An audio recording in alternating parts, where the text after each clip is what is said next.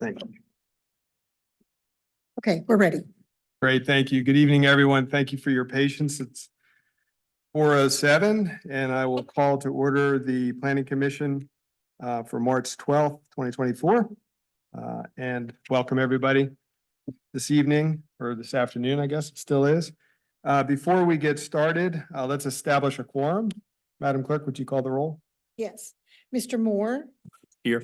Mr. Murray, Here. Mr. Claiborne, Here. Mr. Missile, Here. Mr. Bivens. Here.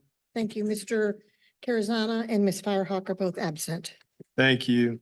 Next, order of business is I'd like to ask for a motion to amend the agenda. And in doing so, I would like to ask, item number 2 to be duplicated into item number, I guess it would be 4, well, actually 5. In other words, when the public hearing begins, I would like to amend the agenda to allow for public comment on items not listed on the agenda. And Mr. Chair, just to clarify, that would be before the evening, in the evening session before the public hearings. Is that what you intend? Is not for them to be part of the public hearing, but then for Correct. them to precede the evening public hearing? Correct. So moved. Do you have a second? Second. Any discussion? Could I have the Mr. roll, Murray, please? Aye. Mr. Claiborne, Aye. Mr. Missile, Aye. Mr. Bivens, Aye. Mr. Moore. Aye. Thank you. Thank you. And with that, and with the understanding that there will be a second opportunity for public comment on items not listed on the agenda before the public hearing, we will go to that item now. Are there any public comments on items not listed on the agenda? Okay, thank you. Seeing none, I will move on to the consent agenda and ask if any commissioners would like to pull any items from the consent agenda for further review. That is limited to our February 27th meeting minutes. Hearing none, do I have a motion? So moved. Second. Second. Any discussion? Mr. Murray, Aye. Mr. Claiborne, Aye. Mr. Missile, Aye. Mr. Mr. Bivens, Aye. Mr. Moore, Aye. Mr. Missile. Aye. I already called, I'm sorry. Sorry, you got me twice. All right, thank you. We will now move on to the work session, and if it's okay, I'll just open up with a couple of comments. One is I'd just like to thank everyone that's here and everyone who is listening online for the comments that we've received so far. We've gotten quite a few, and they've all been passed on to staff, so thank you for that. We did allow public comment during our last meeting. That was a little uncharacteristic of a work session. Typically, work sessions do not allow public comment before them because there are so many opportunities otherwise for public comment. We used about 30 minutes of our time last week, and that's part of the reason why we're adding the rural area conversation to this week and adding another work session. Partly the reason, the other part was so that we could make sure we're being thorough. And so for us to allow public comment would take that time. I would just want to or take additional time away from this discussion with staff. But I would like to encourage those of you here this evening and others to continue to share your thoughts via email or directly with staff. And also just mention that there have been, as many of you already know, I'm sure, numerous opportunities, many of those opportunities we've been a part of over the last, how long? 6 months or so, for public comment on this specific topic. And there will continue to be opportunities, as I said, via email or directly with us. I've also been counseled by staff to watch the time and to allow 35 minutes for the rural area transportation topic and goals discussion. So we'll commit to that. Last week, we covered rural area land use topics. Today's primary foci, I guess, will be on rural area transportation, crossroads communities and community resilience hubs, and rural interstate interchanges. With that, and with one additional reminder, I hope I'm not stealing anybody's thunder, but this is always helpful for me to remind myself that we'll be moving into phase 3, and phase 3 will essentially see these goals and objectives with several action steps attached. So at this point, we are not providing input on action items. We are providing input on goals and objectives. And with that, I will turn it over to our more than capable staff. Thank you. Thank you.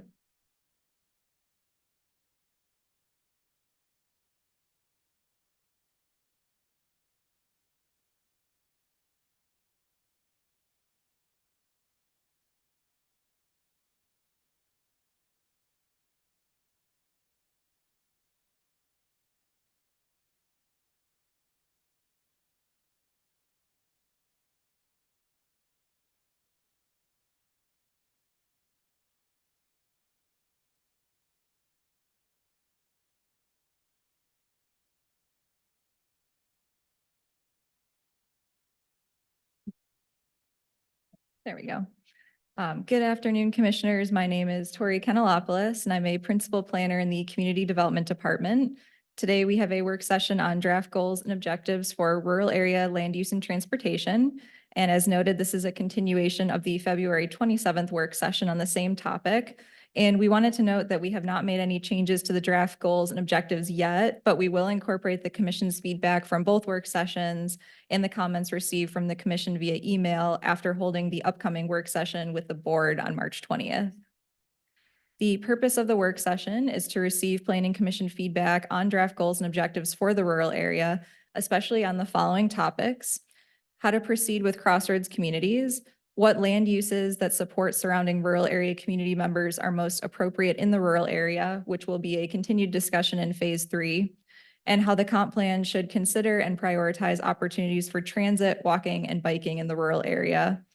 As we finalize the goals and objectives, we need to make sure that these higher level plan recommendations are in the right direction before we draft implementation steps. We also wanted to note that we heard the Commission's interest in updated data for this chapter at the last work session, and we will be returning to the Commission with updated information and presentations as we move into phase 3. Updated data and information will also be used to inform drafting the action steps, and continually monitoring and updating data will be an important way to track plan progress after the plan is adopted. So after this work session, we will summarize the Commission's feedback and share it with the board at that upcoming March 20th work session. We wanted to highlight the rural area priorities that we have heard during the comp plan update process and that we are incorporating into the rural area chapter. Many of these priorities are consistent with the current comp plan, with an overall emphasis on protecting the natural environment and having usable land for agriculture and forestry. The AC 44 team has also been hearing a need to consider appropriate and feasible land uses and multimodal transportation options for rural area community members, as approximately 45% of the county's population lives in the rural area. We need the Commission and Board's feedback on the land use and transportation topics where there is less consensus before moving into action steps. During the last work session, we also heard a need for clarity around the rural area land use goals. And while we're not yet in phase 3 of AC 44, we have started to discuss ways that the goals and objectives could be implemented. So we wanted to provide a high-level overview of general implementation measures that could support each of the land use goals. So the primary purpose of the first goal is to identify and protect the primary features of the rural area and to reduce the subdivision of rural land to maintain a land base for agriculture and forestry, reduce habitat loss and fragmentation, and avoid the impacts and expenditures related to low-density development. So some of the implementation measures could include updates to the county's land conservation programs, updates to the zoning and subdivision ordinances, implementing the stream health initiative, and developing a rural area plan. The second goal is related to economic development in the rural area, which should be focused on agriculture and forestry and have support for local food systems and ways to support more sustainable agricultural practices. So implementation could include local partnerships and the county's land conservation programs, and also overlaps with implementation for the first goal, including updates to the zoning and subdivision ordinances. The third goal is community resilience, so increasing resilience and providing more equitable access to and distribution of resources and services in the rural area. There's a lot of overlap with the community facilities chapter as well. And implementation could include resilience hubs, local partnerships, adaptive reuse of historic structures, and future small area planning. And this is one of the areas that we are asking for the commission's direction on how to proceed.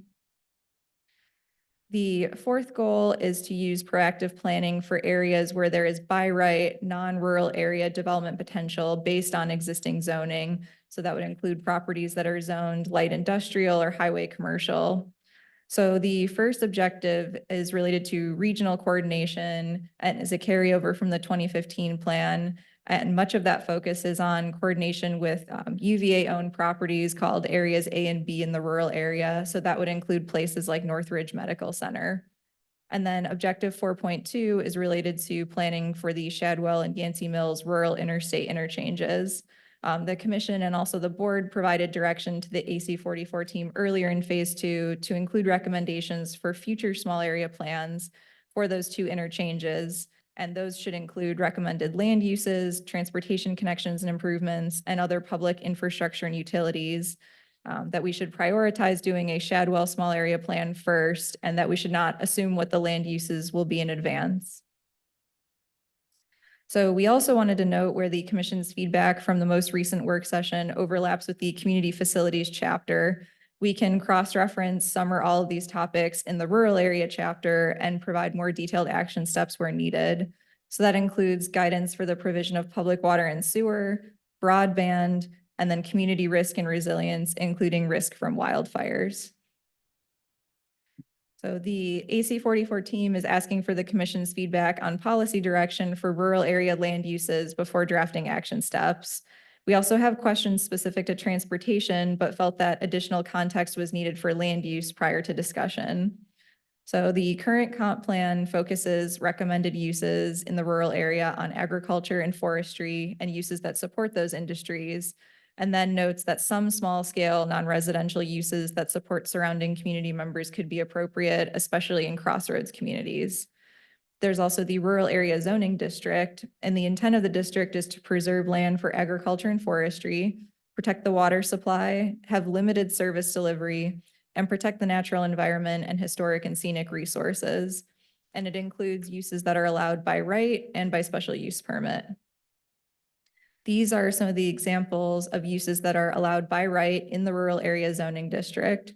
They include some limited residential development, agriculture, forestry, farm, winery, and breweries, historic country stores, and farm stands and farmers markets.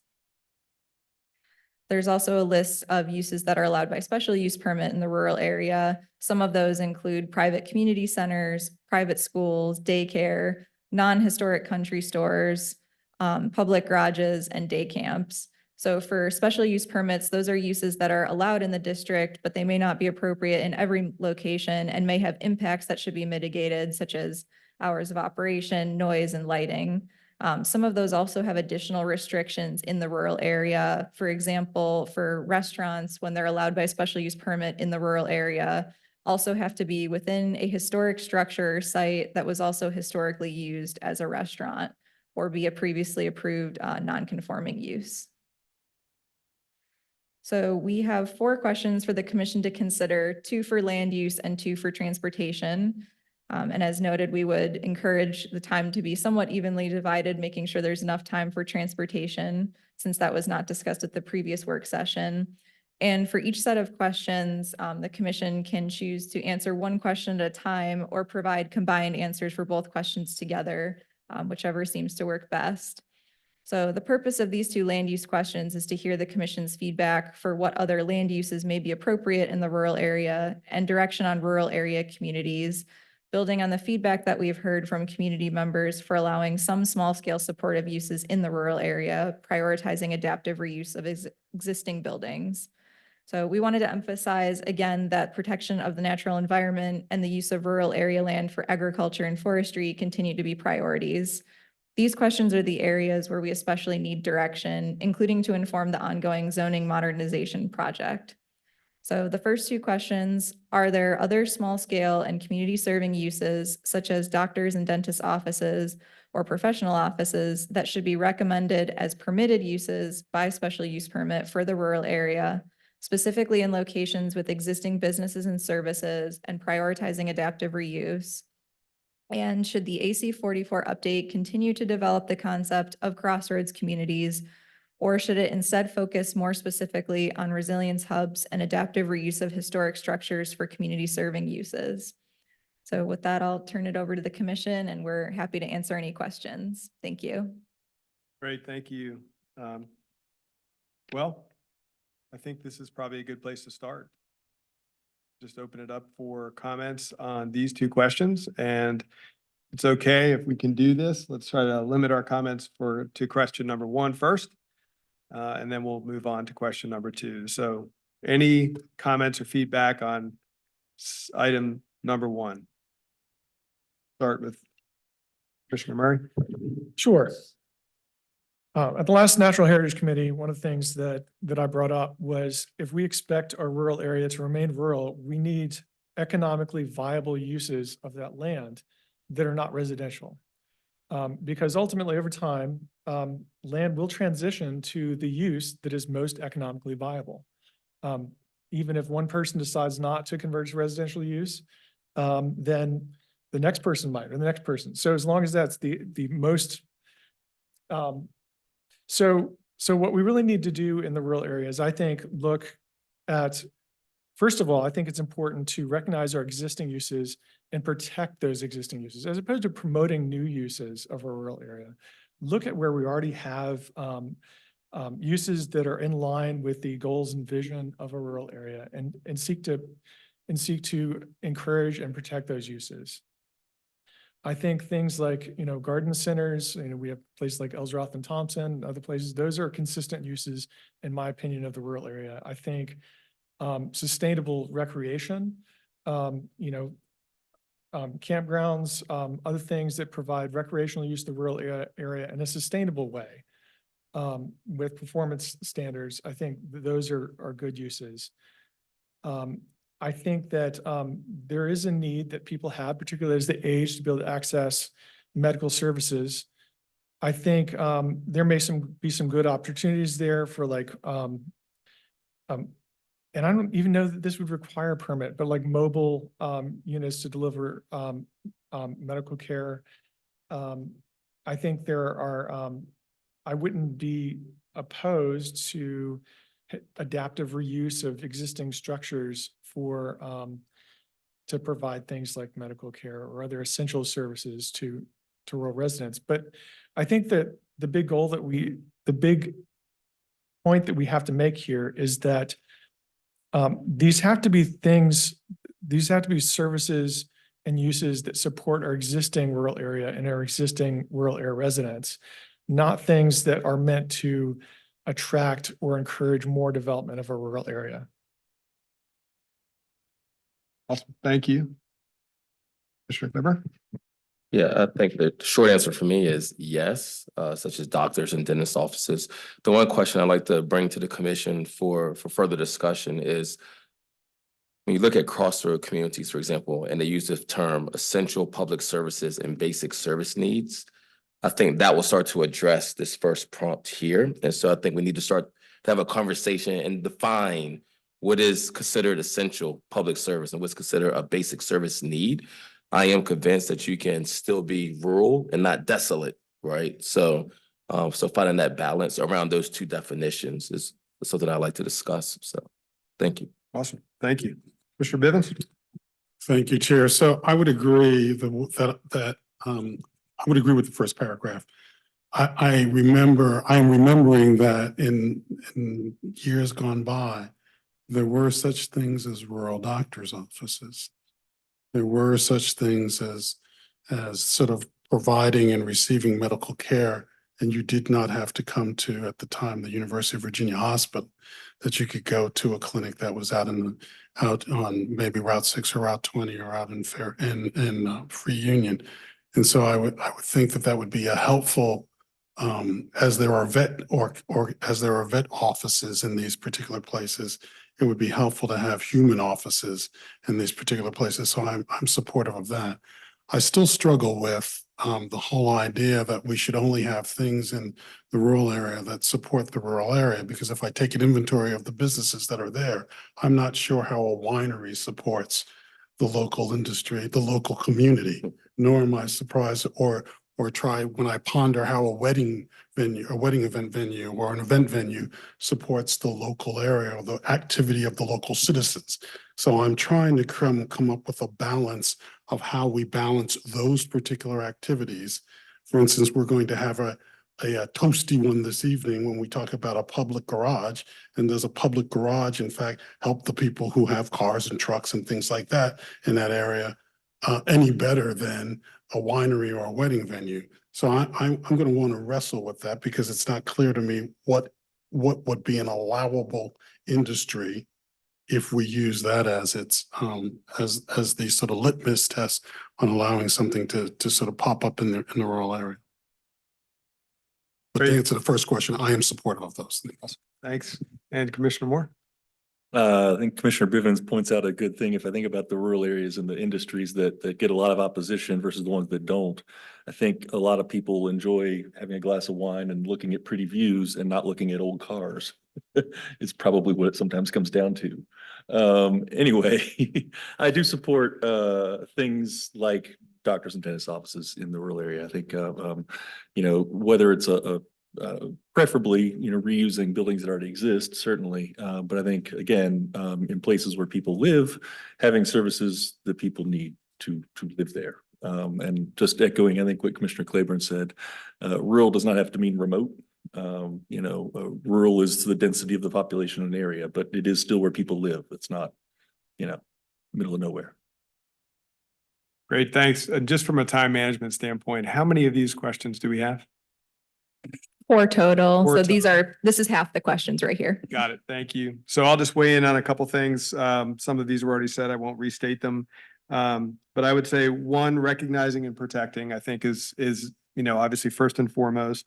The second thing is considering the definition of compatible. If we talk about, you know, our dentist office and professional office is compatible, I think the first thing I think about is, yeah, probably, but where, right? And so it's not just about compatibility, but it's about location, in my opinion, and how that fits into the rural area. And as you pointed out here, specifically in locations with existing businesses, services, prioritizing adaptive reuse, I think is key. And I know that slips over into the discussion about crossroads communities as well. So they do kind of blend a little bit. The third thing is, I think, defining, well, actually, this is, I'm going against what I personally said not to do, which is I'm going into the second one. So I think I'll just keep it at that. Sure, the chair. It's a good segue. Yeah. You're the I'll- chair. Okay, You I'll can take, segue. I'll take the You can do opportunity that. of the segue into the second, but I won't make my comments first. So I'll start at this end. Commissioner Moore, question number 2. Question more than I just was wondering, I know we've discussed it at some length, but last time there was, it got a little squishy to me, what the difference is between a crossroads community and a resilience hub. I was wondering if you could describe that a little more before I weigh in. Sure. So crossroads communities are communities in the rural area that have, you know, have today or had historically, you know, businesses, services were kind of gathering places for the community. And then resilience hubs are separate and they can be located in crossroads communities, but they don't have to be. They could also be in the development areas. And so those are places that are more kind of functioning like ENC Community Center, where there's, you know, some limited services that people can get, classes, programming, but also they can serve as emergency shelters.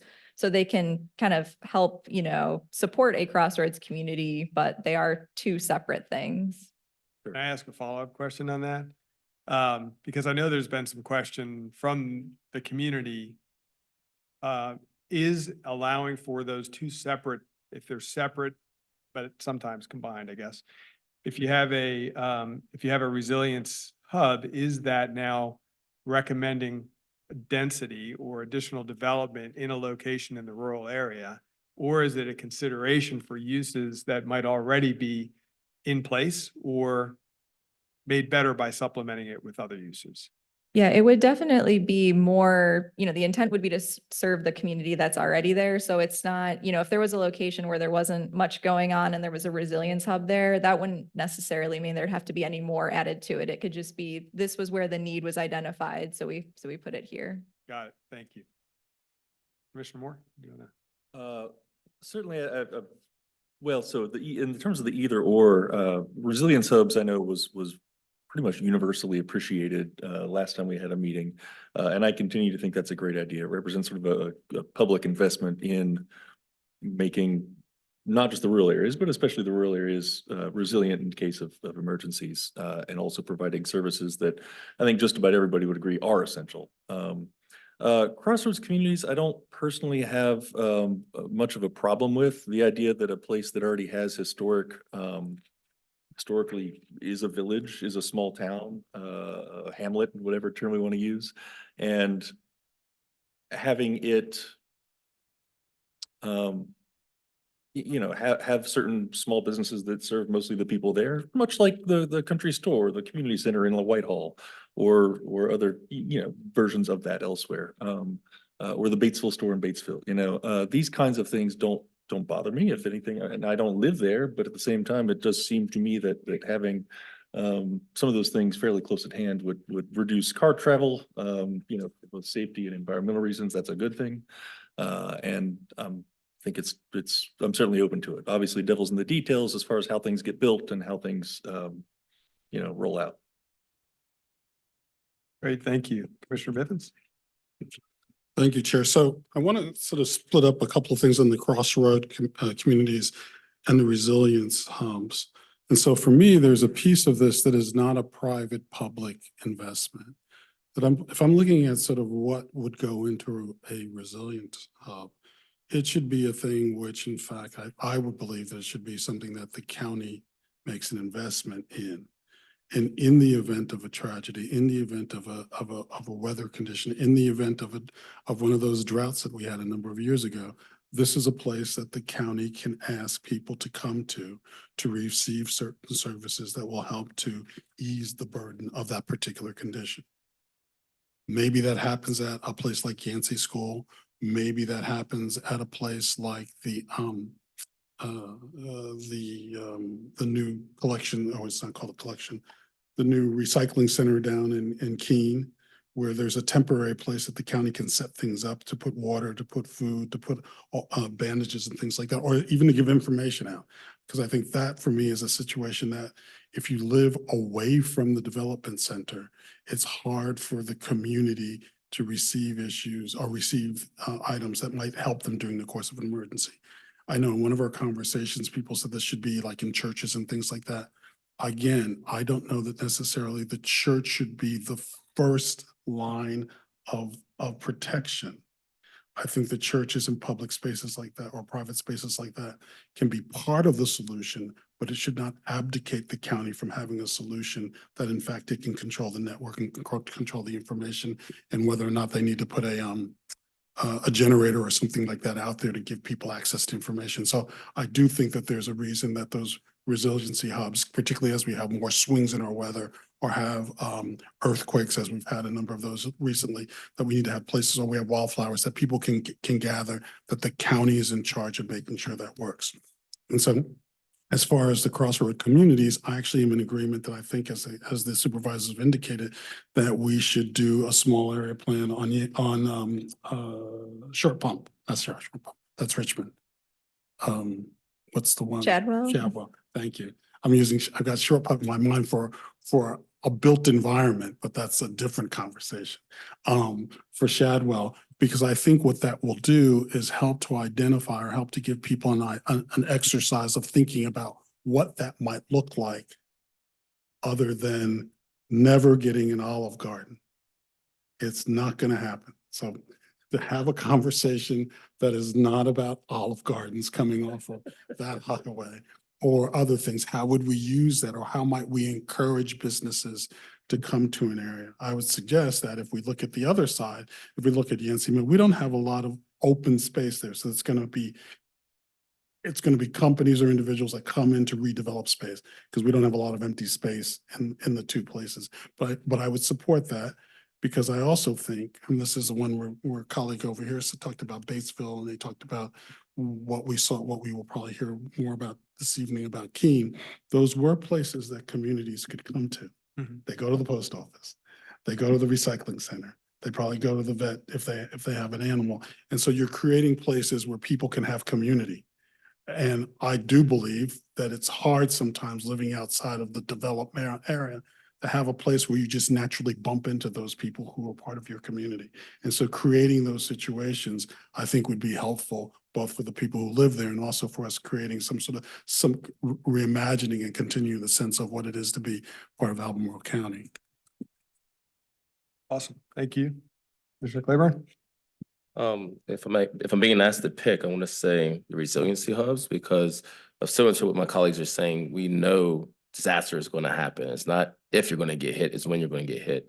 And they're more intense. And so as I think about the future, perhaps if we're focusing on the resilience hubs, it might lead way to capital improvements and investments. It might inform the capital improvements plan, for example. A EOC, Emergency Operations Center, should that be out in the rural area to help with, staging and infrastructure needs after a natural disaster, for example. So I would say the resilience hubs would be a strong way to go, as it might inform the capital improvements plan. So. Commissioner Murray? Yes, so in general, I support the resilience hubs. I would say the big thing about Crossroads communities, having lived near Batesville for quite a while and visited that one extensively, I think a lot of the public's concern is about new uses of Crossroads communities. And I think if you look at the Batesville store as an example, they had to go through a lot of hurdles to stay viable. There's many times when that store was closed, and they ultimately needed a lot of support from the county and from local citizens and other things, and some flexibility to be able to adapt their use to make the store viable and to continue to function for the community. So I think when we think about Crossroads communities and the purposes that they serve, I think it's to help make that process easier. Not for new uses, but to help preserve the existing uses that we have, to help protect cultural institutions and other things that are already part of that community. I think too, I was surprised when we went to visit Batesville recently that they're developing community trails. And I think where you have a community that has these, this taking initiative to do things on their own, I think for the county to find ways to support the community, to say like, can we help you get trail easements to help improve this thing that you're already doing? Can we help with traffic calming? Can we help with these things that are priorities for your community that are problems? That's the way that I'd like to see Crossroads communities applied, is to help sustain those existing uses in that existing community. Great, thank you. I'll just add a couple of comments, but Commissioner Bivens? Chair, so the thing you're gonna have to help me wrestle with is how to not to be a literalist. So I have to balance the fact that people don't want anything to change in these Crossroads communities, but yet they want the county to be involved in improving community trails. And so there wasn't a community trail there, so why should the county be involved in helping to improve it? Not just using that to key off of that. At some point, I think it'll be helpful to have a conversation about when do we freeze change? Because if we freeze change 10 years ago, or if we freeze change 50 years ago, then that could possibly say things which are in essence happening today should not happen because they didn't happen 50 years ago.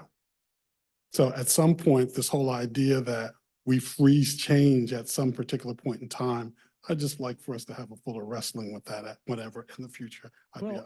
I just to respond to that really quickly, I'm sorry, but I think it's not about freezing change, because rural uses continue to evolve. I mean, agriculture now is not the same as agriculture in my grandparents' day.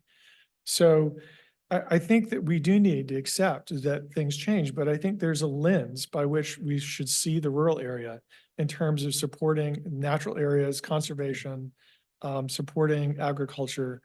And I think that lens should help inform whether that new use is appropriate or not. I'm in complete accord with that.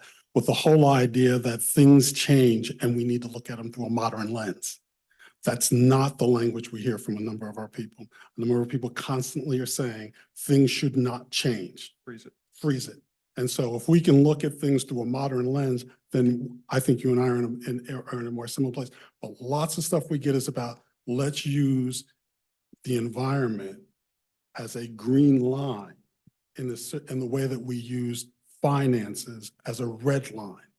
And so I want to be real careful that that's not what we're doing when I hear people say, freeze it at this level, and then, we'll go on from there. Thank you, Chair, for indulging me. Absolutely. So that actually is a good, I guess, segue into my comments, which is on this, for me, it's not an either or, it's a both and.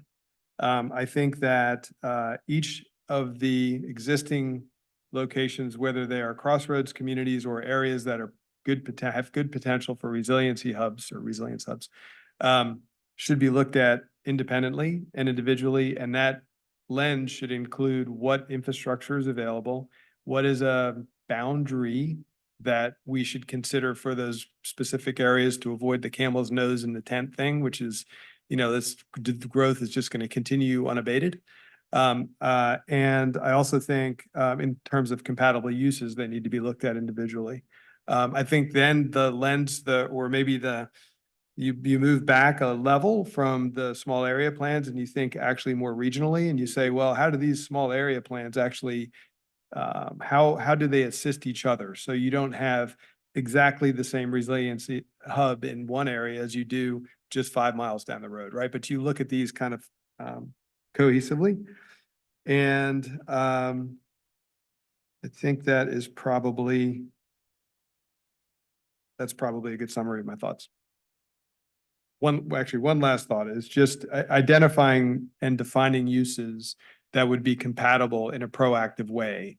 So thinking about, I'm just throwing an idea, if there's a convenience store, you probably don't want a convenience store 2 doors away, right? So thinking about in that small area plan, how do you have compatible uses that are complementary as opposed to necessarily maybe competing wherever possible.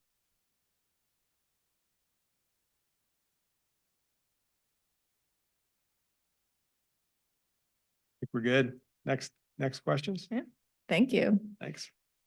So the second set of questions are related to transportation. What would more efficient, effective, and equitable transit service look like for the rural area? And then what bike and pedestrian infrastructure would best serve the needs of rural residents? And how should the comp plan recommendations prioritize where to explore and or implement those opportunities? Giving us the easy questions. This is great. All right, who would like to start? I do have a question. Yeah. Do we have any insights on demographic data of the rural areas? Because I think that influences how we might answer the first question. Not off the top of my head specific to Albemarle County, but I will note that in general, in rural areas in the United States, the population is aging at a faster rate than in urban areas. Maybe related a little bit to that, do we know what other communities have done that are similar to Albemarle County in this area? I know, that there are examples of transit that have been attempted in rural areas and no one uses them. So I'm just curious if there are ideas on that. Sorry to put you on the spot.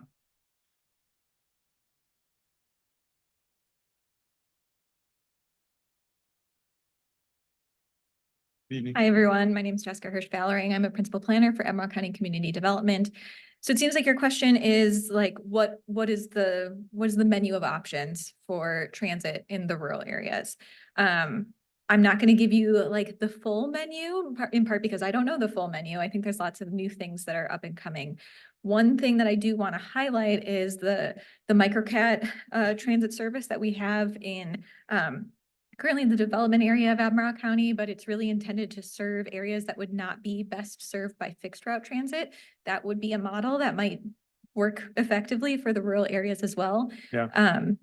if you would like additional information about other opportunities, I think that was something that we were really looking more towards in our action steps for these goals and Right, objectives. got it. I think that some of the investigative work about what transit service might look like still needs to happen on the staff end. Great, thank you. Yeah, because it strikes me like the way this question's worded, what would more efficient, effective and equitable transit look like for the rural area? Is there any already? I mean, I'm not aware of, there's like Jaunt. those type of Like things? Jaunt Yeah. and, yeah, as Jaunt does, is one of the vendors there. You know, obviously there's to the extent that there is a private solution, there's Uber and Lyft and things like Sure. that, and sort Yeah. of the commercial taxi services in town. But I think if I might, just sort of try and expand this a bit, I think what we're talking about here is having a sense of where are people going. Right. And so if it's Coming it's where they're coming and where they're coming from. And so there is the whole idea of trying to get a sense, and again, this is not going to be a static answer to this. This is going to be something that evolves over time. Where do people need to go and where are they coming from? So if we look at population centers, which is possible to do I need to have, part of that, we have that through the school system, because they're making decisions on schools based on population. Some of it's got to do with age, but they're making those kinds of decisions. But it's also really sort of saying, what's the relationship? And this may in fact go with the regional transportation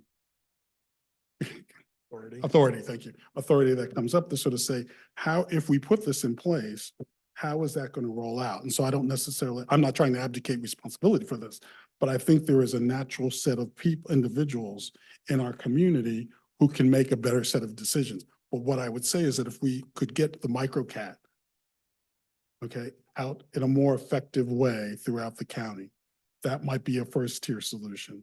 If we could partner that with Jaunt, because Jaunt is trying to figure out how to do what it needs to do, you may in fact start to fill in a set of services that we can at least explore if there's any take up in those services, before we start looking at what's the integration into a fixed hub or to a fixed service. Because the piece on the fixed service, always remember, right now, we don't own that service. We buy some of that service. So we don't own CAT. We purchase time with CAT, and that they can make decisions as they deem it necessary to make decisions about whether or not they service a particular area. Where we have, I think, the most influence right now is with the micro cap, because we were part of the granting area, the granting solution for that, and with Jaunt, because that is actually playing that kind of regional solution. And then obviously, as in some communities that I'm aware of, they do give vouchers that can be used for the privates, Uber, Lyft, and then taxi cabs, depending on the area where one is located. Can I ask you just one question of order? These are transportation related. Is this what we were holding 35 minutes for? It is. So we are ahead of schedule. I'd just like to note that. Okay, I wasn't sure. I if mean, there was a- you're an excellent chair. We don't I doubt didn't- that. I wasn't, I wasn't sure if there was any kind of a presentation in advance of the transportation piece. Okay, got it. Thank you. All right, Commissioner Moore? Kind of echoing what others have said when it comes to, we do have these services like Jaunt and potentially an expanded microcat, but Jaunt already strikes me. I was just over here kind of looking up numbers, how Jaunt is already serving. I've just like, in 1 year's report, 83,000 out of 300 and some thousand routes were rural routes, just like Yeah. pickups. So I mean, it's already kind of there. I just wonder, like if there's like an expansion or a better integration or some kind of way to make that, again, just a fuller service for rural residents. Seems like the simplest way to slice the bread. I'm just making up metaphors. That was cool. I got hungry. That was great. Thank you. Commissioner Moore? Yeah, we're still on this first question, right? We're not combining. We are, yes, sir. Okay, all right. So I think that there, I also support, seeing what we can do with Jaunt, because it is providing a great service already. I know, when I used to commute to Charlottesville from Batesville, I had to, I found it kind of interesting. So making my way to 29 and then driving into Charlottesville, and then trying to find parking at UVA. But then it took me as long to get to the bus and then from the bus to get to to my office as it would have if I just had close end parking. So what I noticed immediately as just a rural resident that was commuting in, luckily I don't really do that anymore, but is that it would have made way more sense for us to have parking lots on the edge of the city and bus service that went to those, as opposed to driving into the city where you're already spending most of your time, is that, first section getting into the city. If you had bus service from those that was effective, that would be a huge time saver. Likewise, if you had commuter lots where I could meet up with other fellow, UVA employees and commute, that would be a benefit to me. So, for example, have that crossroads, over in North Garden, having an area right there where, you can meet up with someone and then commute from that spot. So I think that's the sort of thing that I think would be effective additions in terms of transportation. I think some of the things that have happened in Crozet, I know Crozet is not rural area, but I know many rural residents who have been using the increased transportation options within Crozet as a way to get to Charlottesville. And so I think that's another thing to look at too, is, for me, if that was just hours were just a little bit different, if things, it almost works for me. And so I think, getting to the point where the transportation and options in places like Crozet work for more people would also make them work for more rural residents. Thank you. Commissioner Claiborne? For me, I think I need to see more demographics. I think that's such a key part. So what are the age ranges out there? What are the jobs that are being held out there, right? If it's elderly folks, then maybe it's just in time kind of transit. Like I need to get to the doctor's office, right? Versus, I don't know, a professional who is working in the school systems, for example, one of our biggest employers, that's a different need. And so I think this further research in that space will help us inform this. And I do like what you were saying. Maybe there's buses that go to the biggest employers, right? If you know that the schools or the hospital is the biggest employers, we know many of the folks that are in the service industry there can't afford to live in the city. So they are getting pushed out. So maybe coordinating with the biggest employers, that starts to look at that equity piece, right? And how do we serve? So maybe starting there, combined with some additional demographics. Just for the record, the reason we are ahead of schedule is because you guys are being really concise with your We're comments. trying, we can wander if you'd like. So there's a couple things there before you go to you. So there are services that go from Crozet into town. There's, I think, the Crozet Connect. the Crozet Connect, thank you, that, goes into town and comes out of town. And I will also share for my colleague at the end, I actually had someone on my staff who was one of the individuals who had a van from Crozet, who with the Virginia Department of Transportation had a van pool. So there are options, but I think what we may be hearing, this may go to what Commissioner Clymer is saying, is that how do we gather the information and then push the information out in an appropriate way for people to take advantage and to make decisions? So how do we do, and then I think that's the piece that you're talking about. Are we engaging in creative ways with the employers in the area to sort of come up with community solutions so that everyone doesn't have to create their own bespoke solution. Right.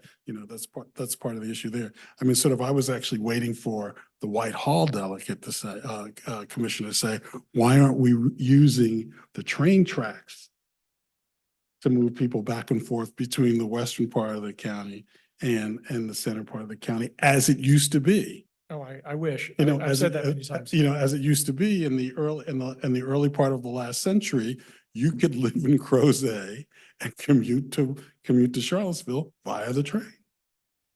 There was that much train service that allowed people to do that. And so since the state owns the tracks now, is there an option, instead of putting train tracks up 29, is there an option to bring people in from the west on the existing train tracks? I don't know the answer to that, but there are other solutions that are a bit more that may push the boundaries yet, but may in fact be possible. Awesome. I have a few comments, but any other comments on question number one? Just throw out a few comments. Some of them echo what's already been said. I agree with everything that's been said.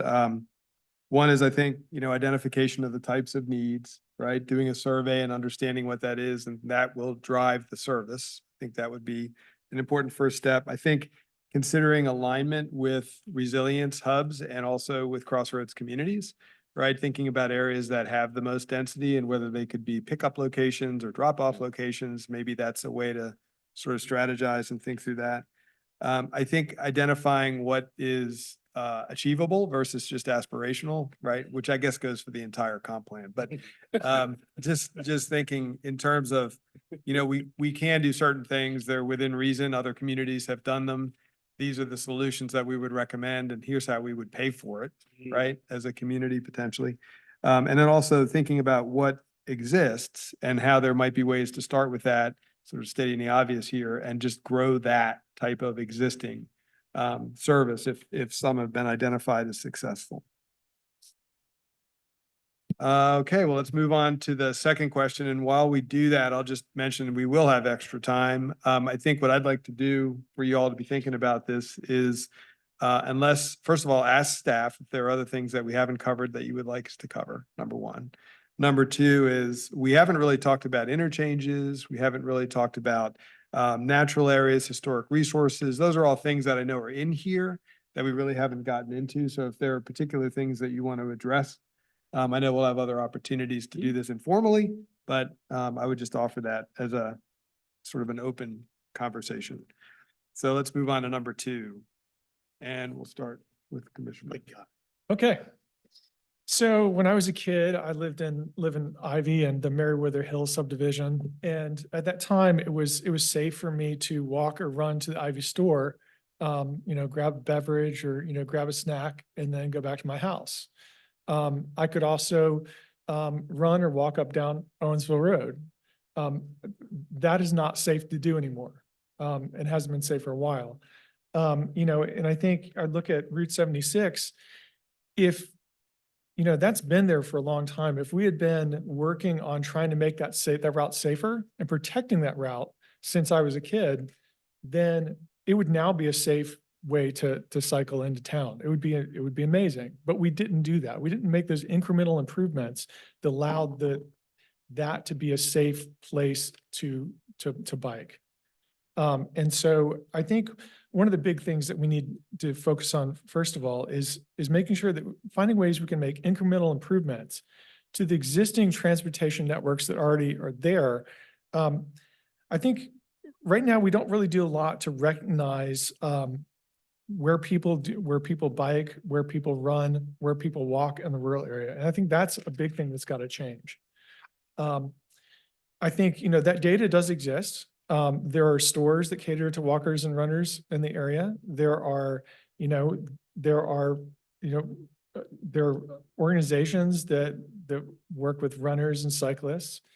I think we should be engaging those people. I mean, every time we have something that affects the rural area, always someone has someone from the Farm Bureau. We explicitly invite someone from the Farm Bureau to be in that room, but we never invite someone that's from the Charlottesville Track Club or from the Charlottesville Area Mountain Biking Club or from, Literally just writing Charlottesville. or the Charlottesville Area Trail Runners. We're not engaging those organizations, and I think we need to. So that's a big thing. The other thing I would say too is that there's a big fragmentary effect of a lot of these roads. As I was running over Fox Mountain recently, and I encourage if any of you have not driven over Fox Mountain or run over it or biked over it, I encourage you to do so. It's very easy to see that if that was paved, that's instantly going to be someone's mountaintop views. That huge forest block, which is identified as a an area of high biodiversity in the county. It's a very large forest block in the county. That very easily that would be developed into real estate. The only thing that's keeping that from happening right now is the fact that it's a gravel road. And so understanding that when we pave these gravel roads, that what we're really doing is effectively rezoning. We're upzoning these areas when we pave them. And I think that we need to start treating them that way. It's interesting, we mentioned the Rural Rustic Roads Program. One of the statements that the Board of Supervisors signs when they add something into the Rural Rustic Road Program, it says, whereas the board is unaware of any pending development that will significantly affect the traffic on this road. A lot of times, some of these roads are actually proposed to be paved by developers. We know they're developers, and yet still that statement gets signed.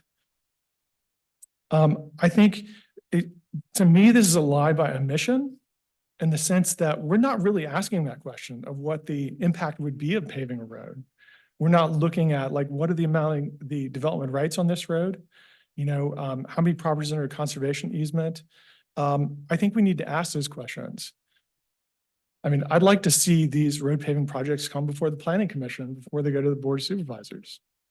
Or at least a staff analysis that looks at, you know, what would be the impact? Are there cyclists and runners that use this road? You know, one of the things too about rural rustic road paving programs is they're pave in place. They may preserve the sort of look and feel of a rural road, but there's no margins. So that when you do pave those roads, they're instantly unsafe for cyclists and runners. A good example of that is actually, you know, towards Camp Holiday Trails. You know, when that was paved, try going down that road now, it's insanely dangerous. And so I think, you know, we really need to look at all these things comprehensively, really get a feel, as I said, of where people are walking, running, and cycling, because we have existing multimodal traffic right now, and we're kind of ignoring it. We're not including it in planning decisions. Just one more thing on that. You know, we have a special use permit coming up pretty soon about Keene. We know if you look at the data, that's a highly used walking, cycling, and running area. But that is not in the staff report. It should be. Thank you. Commissioner Claiborne? I don't have as much as my fellow colleague has to say on this one, but I will say that I grapple with this a little bit because I feel like the purpose of bike and pedestrian infrastructure is different in the rural area than development area. Like perhaps in the development area is more destination seeking. Like I'm walking to an area of commerce. I'm walking my kids to school. Here it feels like I might be trying to force something. I want to be careful how I say this, but it almost feels like it's for leisure, right? Like in the development area, it could be a 3-mile walk to get to the convenience store. And that's just a different context than how we speak about in the development area. So I wonder, how do we best leverage our natural resource areas for this infrastructure opposed to multimodal? Like I struggle with the multimodal piece in this context, and I welcome pushback or agreement or whatever from my colleagues there, but I feel like we're kind of talking about it as if it were a development area, and I see them as very, very different. One is almost like destination infrastructure versus leisure. I want to ride my bike, you know, in the countryside, you know, however it may be. So I'll pause there, but I welcome any feedback. So I did want to address that because that has come up before. In fact, when the TJPDC was doing their infrastructure plan, they intentionally excluded running because they said running is not transportation. And so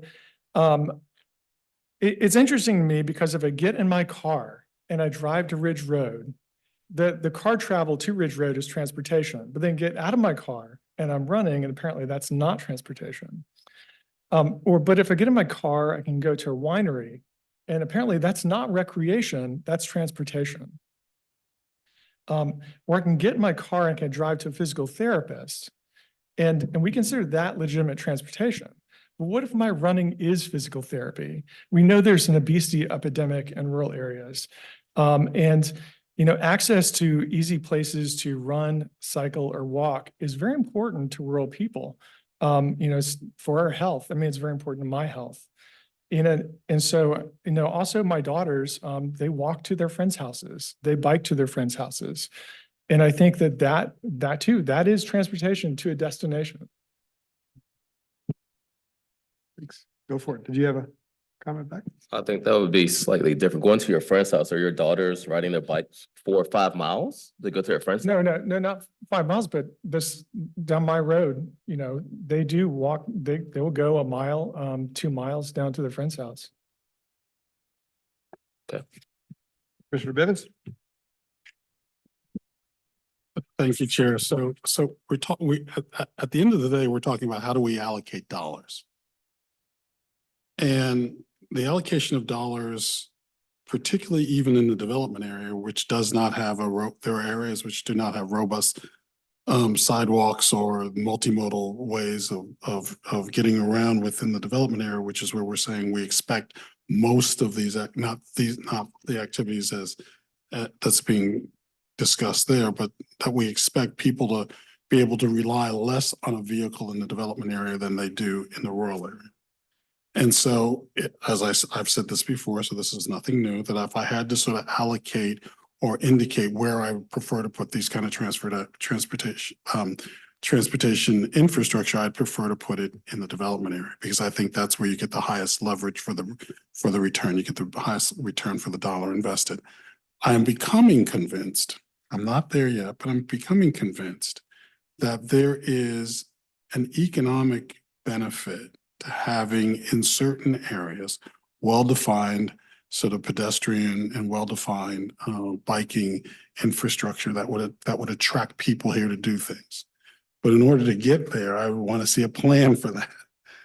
I would want to see a plan. So I am not saying, or I am not in a position, I say, yes, we should have a robust ped bike infrastructure in the rural part of the county. What I do say is that if we think about it as an economic driver, are there locations in the county that make sense? While we will never be able to recapture 76, because that genie's out of the bike path. We can look at, are there other ways in which we can do that? And maybe there's some gathering ways that we could do that. I will say that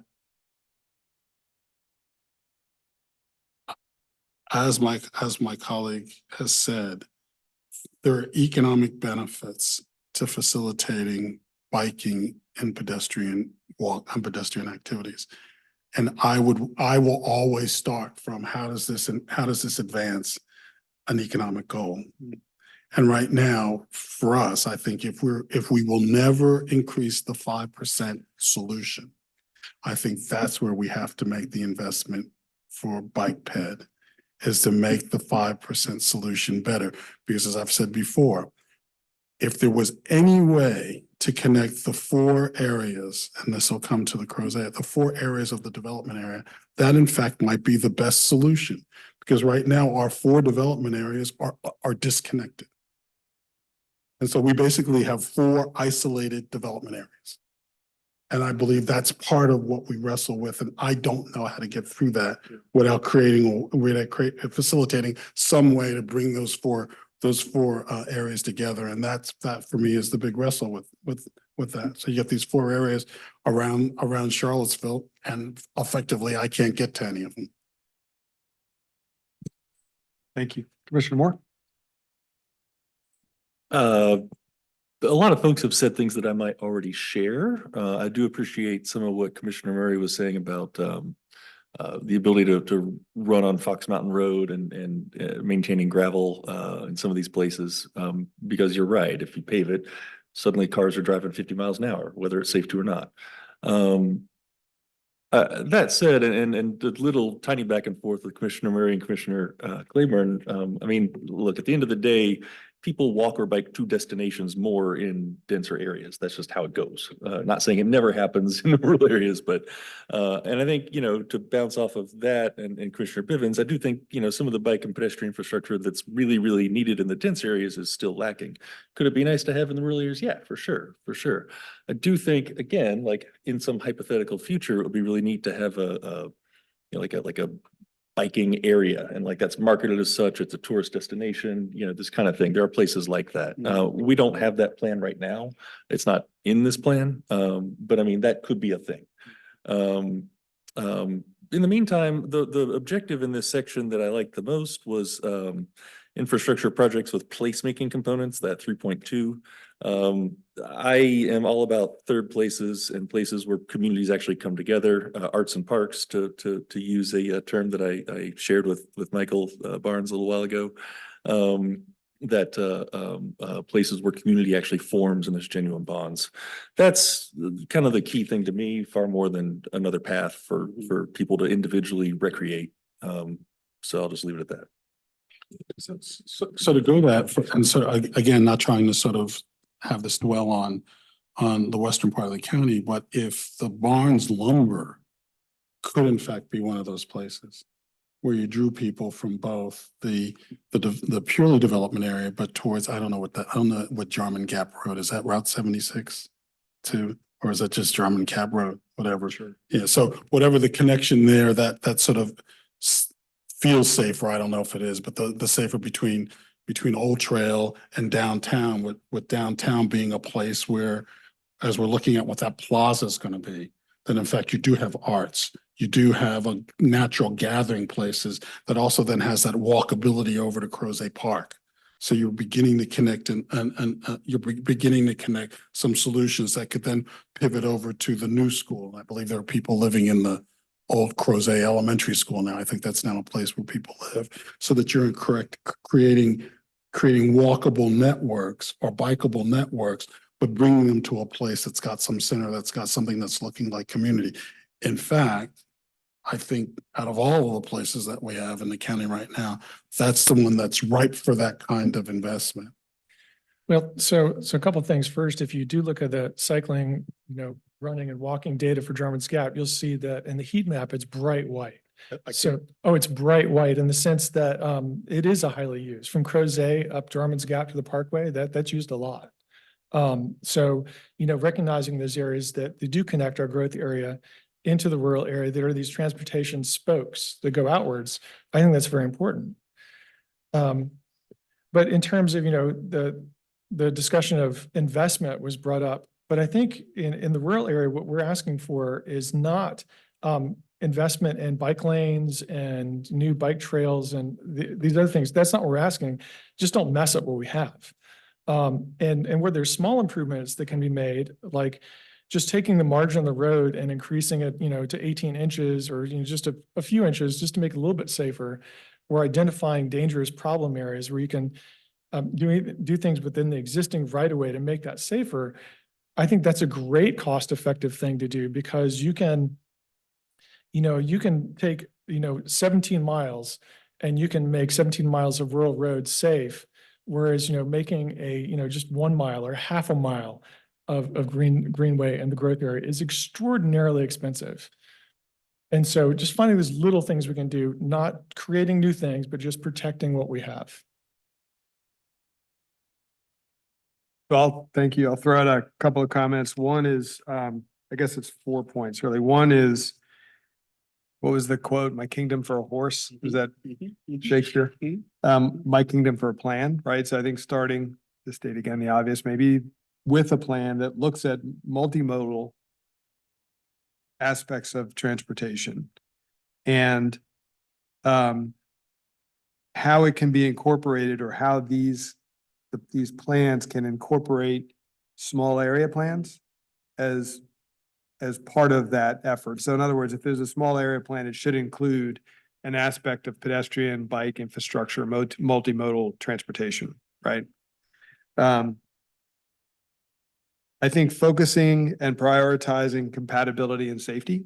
So one of the items that's in this document is a discussion about moving goods as well as people and cars, et cetera. So there are, especially, you talk about vineyards, you talk about sawmills, lumber yards, Plank Road is a place that I personally bike, and there's 2 lumber mills right there. And the trucks that come through there are scary big and really dangerous. So thinking through how that plays out, the compatibility of that piece.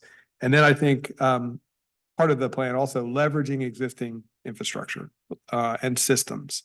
So where there are opportunities like the Rivanna Trails, right, where that's just systematically grown by people contributing easements or land to that. Where are those areas that we can proactively think about? How might you connect Walnut Creek, et cetera? And then the last thing I'll mention is when you think about the plan, also thinking about, I think maybe it was Commissioner Claiborne's comment, you've got different uses, right? You've got essentially recreation, you've got necessity in some cases for folks moving, and the other is choice. So thinking about how each of those would be compatible as part of that.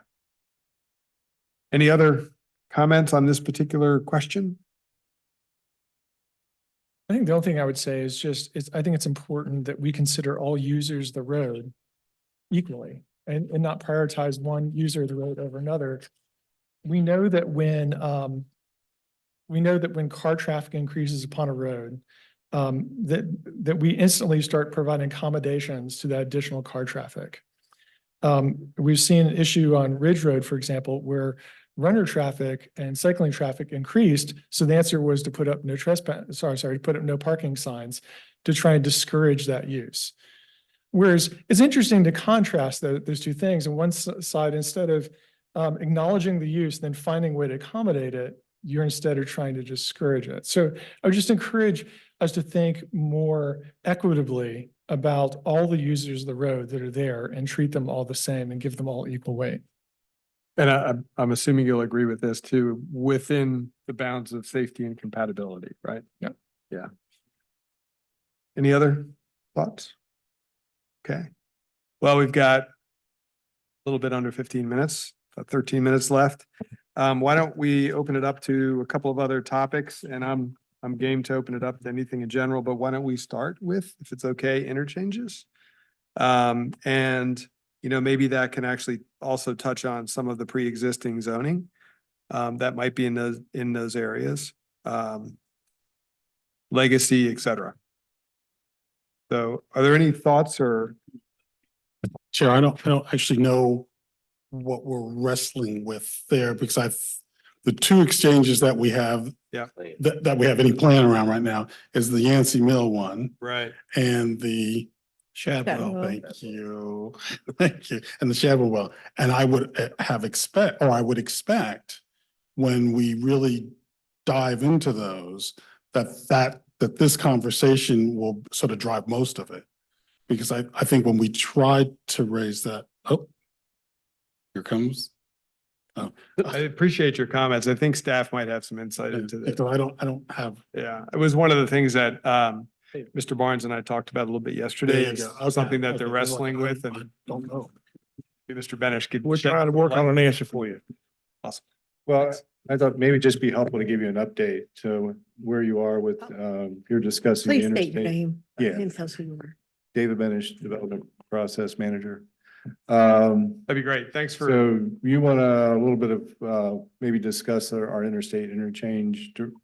So I believe both the Planning Commission and the Board of Supervisors sent us direction already regarding that. The idea was at this point in time, we were not to pursue those interstate interchanges. But the board did direct us to provide as an action step essentially to recommend that small area planning take place for those two areas and set Shadwell as a priority area. So I think if there's any conversation point for us, that might be helpful is if you have any further direction about what your expectations, your broader expectations for that might help inform as we develop our action steps. But otherwise, we're here to hear your comments on it. Got it. Thank you. And then last question I'd have is when we talk about Shadwell, we're talking essentially from the interstate out to about the VDOT shed right there, we're not going all the way to the restaurant, to the Shadwell store, right? What we've identified is that in these two areas, we have legacy zoning, stale zoning. Yeah. That basically is types of zoning that we expect in our urban areas. So it's part of our rural area that is developed and zoned in a different way.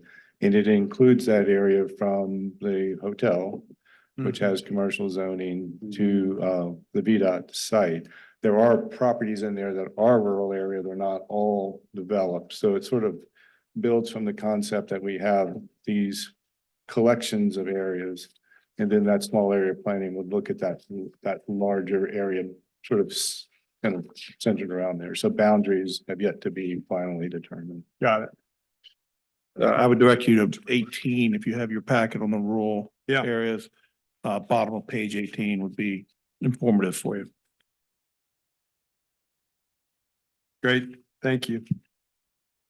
That actually answered a lot of my questions, selfishly speaking, so thank you for that. Is there any other conversation we'd want to have about interchanges? I know the community had quite a few strong opinions on that. This is part of the rural area. My sense is I think that there's this fear that it's going to turn into sort of like a Route 81 exchange. Mm-hmm. And I believe that our supervisors have been really clear that that's not going to happen here. That we're not going to see sort of a Buc-ee's truck stop anywhere between our boundaries, that's just not going to happen. The place that has the most development now is the Fifth Street Station. And I don't know if any of that is in the county. In the county, but not in the rural area. But not in the rural area. Okay. So everything else that's along there, which the only two would be, you know, when there's Ivy, and that was clearly pulled off the Yeah, table. yeah. And then the one at Yancey Mill, which has been paused, and then the Shadwell area, and that happens to be what we have. Because we can't do the Fontaine one because, well, you've got a different idea for Fontaine. That's gonna happen over there. You know, the, whatever that is. Yeah, that thing yeah. over there that's coming out. So I think we really only have two, and we really only have one because the supervisor said have directed staff to look at that one. Yep. That's good. I mean, I think the only thing that I would add is that we do have industries that serve the needs of the rural area that are not appropriate for the growth area. That things like, you know, agricultural processing facilities and other things that I think are, that meet the vision of the rural area, but are not rural uses. And not, you know, they're more industrial in nature.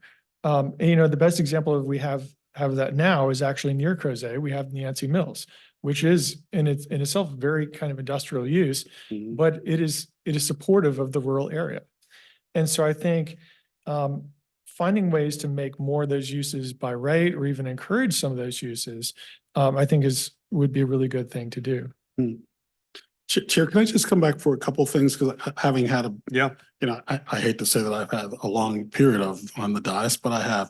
So I can suggest to you that we've seen, I'm looking at Shadwell. So I can remember on Shadwell, we've seen two things. We saw one up by, does everyone know where the UPS thing is?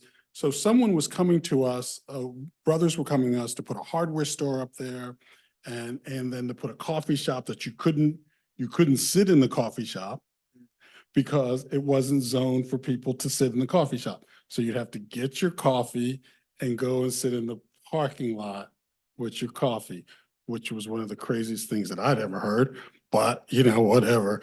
And it was because of the zoning of that particular area. So you had individuals coming with what seemed like a viable idea, but they couldn't do the idea because the zoning kept them from doing the cost-effective solution. So they had to come up with what felt like it, which is why I don't think it's built now, because it's too expensive. And then you had another set of brothers over there by the ice cream place. You know, there's an ice cream place over there. Yeah. That every kind of contortion they could do to try and use this land there, again, with some good ideas, but what it was going to have to do to come through the planning commission and eventually get to the supervisors, it was absolutely pushing at the edge of what the zoning would permit there, coming off of the 64 bypass. Yeah. So the whole idea of being able to look at that area to sort of say, okay, we really, and you'll remember this from the deer track or whatever, the Ravenna's, it's not called Ravenna Station. Is it called Ravenna Station down there by Glenmore? Ravenna Village? Ravenna Village. So the whole idea is that whole area, although it was one of the growth areas, can never grow because the road can't be widened. So we've designated growth areas without recognizing that the infrastructure, because no one can buy the easements, and we can't change the little bridge there, you know, the little bridge that's right there, that can't be expanded because the railroad company's not going, they've said clearly they're not expanding it. And then you've got a quarry a little bit further down the road. And so the whole idea of sort of saying, how can we use this land in a way that makes sense given the uses that are starting to organically place themselves there? And that it's no longer going to be half a farm, somewhat of a farm, half of something that was in, Giant when Elizabeth Taylor was riding along the train coming through Keswick. That's not gonna happen again, but we've got that kind of zoning there reminiscent of those days, which I believe is inconsistent to what we're seeing and inconsistent to what applicants are trying to ask us to weigh in on. And coming up with some interesting projects, but that really are just too expensive, given the zoning in place to achieve. Yeah, is that helpful? Yeah. I mean, Other- if I could just jump in, I'm just, Yeah. was looking at goal 4 in here, which is about the interchanges, and really we're talking about the Shadwell interchange, right? And I appreciate, that there's a bit in here saying like, hey, look, there's development's already happened. What are we gonna do about it? It's kind of like, there's the goal's a little squishy. To say, we're gonna see where it doesn't conform and look for established patterns that we can do stuff with. And then some revisions that came from the National Heritage Commission or Committee. Basically like, no, actually, we want to take it back the way it was. Yeah. That's the way the wording. Yeah, that's what the left me wording. feeling. We're gonna retrofit this. But in that one, what I'm struck by, and this is just, take it for what it's worth, I don't know. What I'm struck by is how, particularly on Shadwell along 250, we've already got, a storage center. We've already got a hotel. We've already got UPS doing stuff. We've already got, what is that, a kitchen carpet place or Yeah. something? And high-end stereo. Okay, yeah, and ice cream. I mean, don't get me wrong, I don't think, and it's between two major highways, like, it's a little silly to me when I look at the map and be like, well, this line right here is sacrosanct. I mean, because we've already got so much going on, like right there and right there, but this is gonna be like the rural area that we can't, touch without anything. I mean, I'm not saying like, let's expand it right now, but practically speaking, there already is a lot going on there. And it seems like it would be a decent place to consider for stuff that needs good transportation outlets to do its job well. Because it's got them. Well, thanks for the additional time and comments. One thing that I'll just mention before we recess is it would be helpful, as we talk a lot about planning, or talk about plans, we talk about small area plans, whatever they are. I know that, and I know we've talked about this, the amount of time that staff has to be able to achieve all of these small area plans. I think it would be helpful to maybe somehow interact to discuss priorities, to help understand what maybe an area that would be looked at first and second and so on. It's whenever it's convenient to do that or whenever it makes sense to do that, I think. Great. So with that, I will recess the Planning Commission until 6 p.m. And as a reminder, we will entertain public comment following our establishment of a quorum at 6 o'clock. So thank you, everybody. All right, it is 6 o'clock. Good evening. I'll call to order the Planning Commission for March 12th, 2024. And I would like to establish a quorum. Madam Clerk. Mr. Murray, Here. Mr. Claiborne, Here? Mr. Missile, Here. Mr. Bivens, Here, Mr. Moore. Here. Thank you. Some of you were, I think, here during the work session, and you may have heard that we amended the agenda to add prior to the public hearings and at this time, the opportunity for the public to speak to members not listed on the agenda. So if you're here to speak to something on the agenda, this is not your time to speak. That will happen during the public hearing portion of that particular specific item. But if you are interested in speaking to an item not on the agenda, and I do realize that the work session rural area plan is on the agenda, but in this case, we'll make the exception. You may speak to that item as well. So before I call the folks who have signed up to speak to that issue, I just want to read some rules of the road during public hearings. And at this time as well, the commission will only acknowledge speakers addressing the item listed for the public hearing. Speakers are limited to one appearance of 3 minutes per public hearing item. Timekeeping is conducted by Madam Clerk. In order to give all speakers equal treatment and courtesy, the Planning Commission requests that speakers adhere to the following guidelines. First, when called, state your name, address, and magisterial district, if you know it. Second, address comments directly to the Planning Commission as a whole. Third, if you exceed your allotted time, you will be asked to end your comments. And fourth, if a speaker does not use all the allotted time, the unused time may not be shared with another speaker. Thank you. So with that, I see 3 folks have signed up for matters not listed on the agenda. The first one only has a first name, and that is Dan. Appears to not be here. The second name is Sherry. I'm not, you're going to have to help me with your last name, if you don't mind, but please come up. And again, please state your name.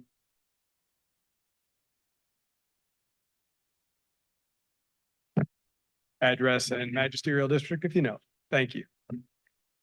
My name is Sherry Buttrick. I live in the Whitehall District on Ballard's Mill Road, not far from Free Union and Whitehall. I've served on a number of these county committees that support agricultural and rural area items over the years. When I saw the logo for the comprehensive plan revision, I knew we were in trouble. The sprawl all across the fields in the foreground and houses on every ridge towards the back. The photographs depict a lot of asphalt and gravel, but no agriculture. Correspondingly, the statement, we will have thriving farms and working forests, sounds more like a regrettable statement of an inevitability than something that you all want to actively encourage, promote, and sustain. We really need traditional mainstream agriculture, not just niche and boutique agriculture, cattle farming, crop farming, equestrian activities. The plan should recognize that without agriculture, without forestry, there will be none of the other resources in the rural areas that you wish to promote. There will be no intact natural systems. There will be no scenic resources.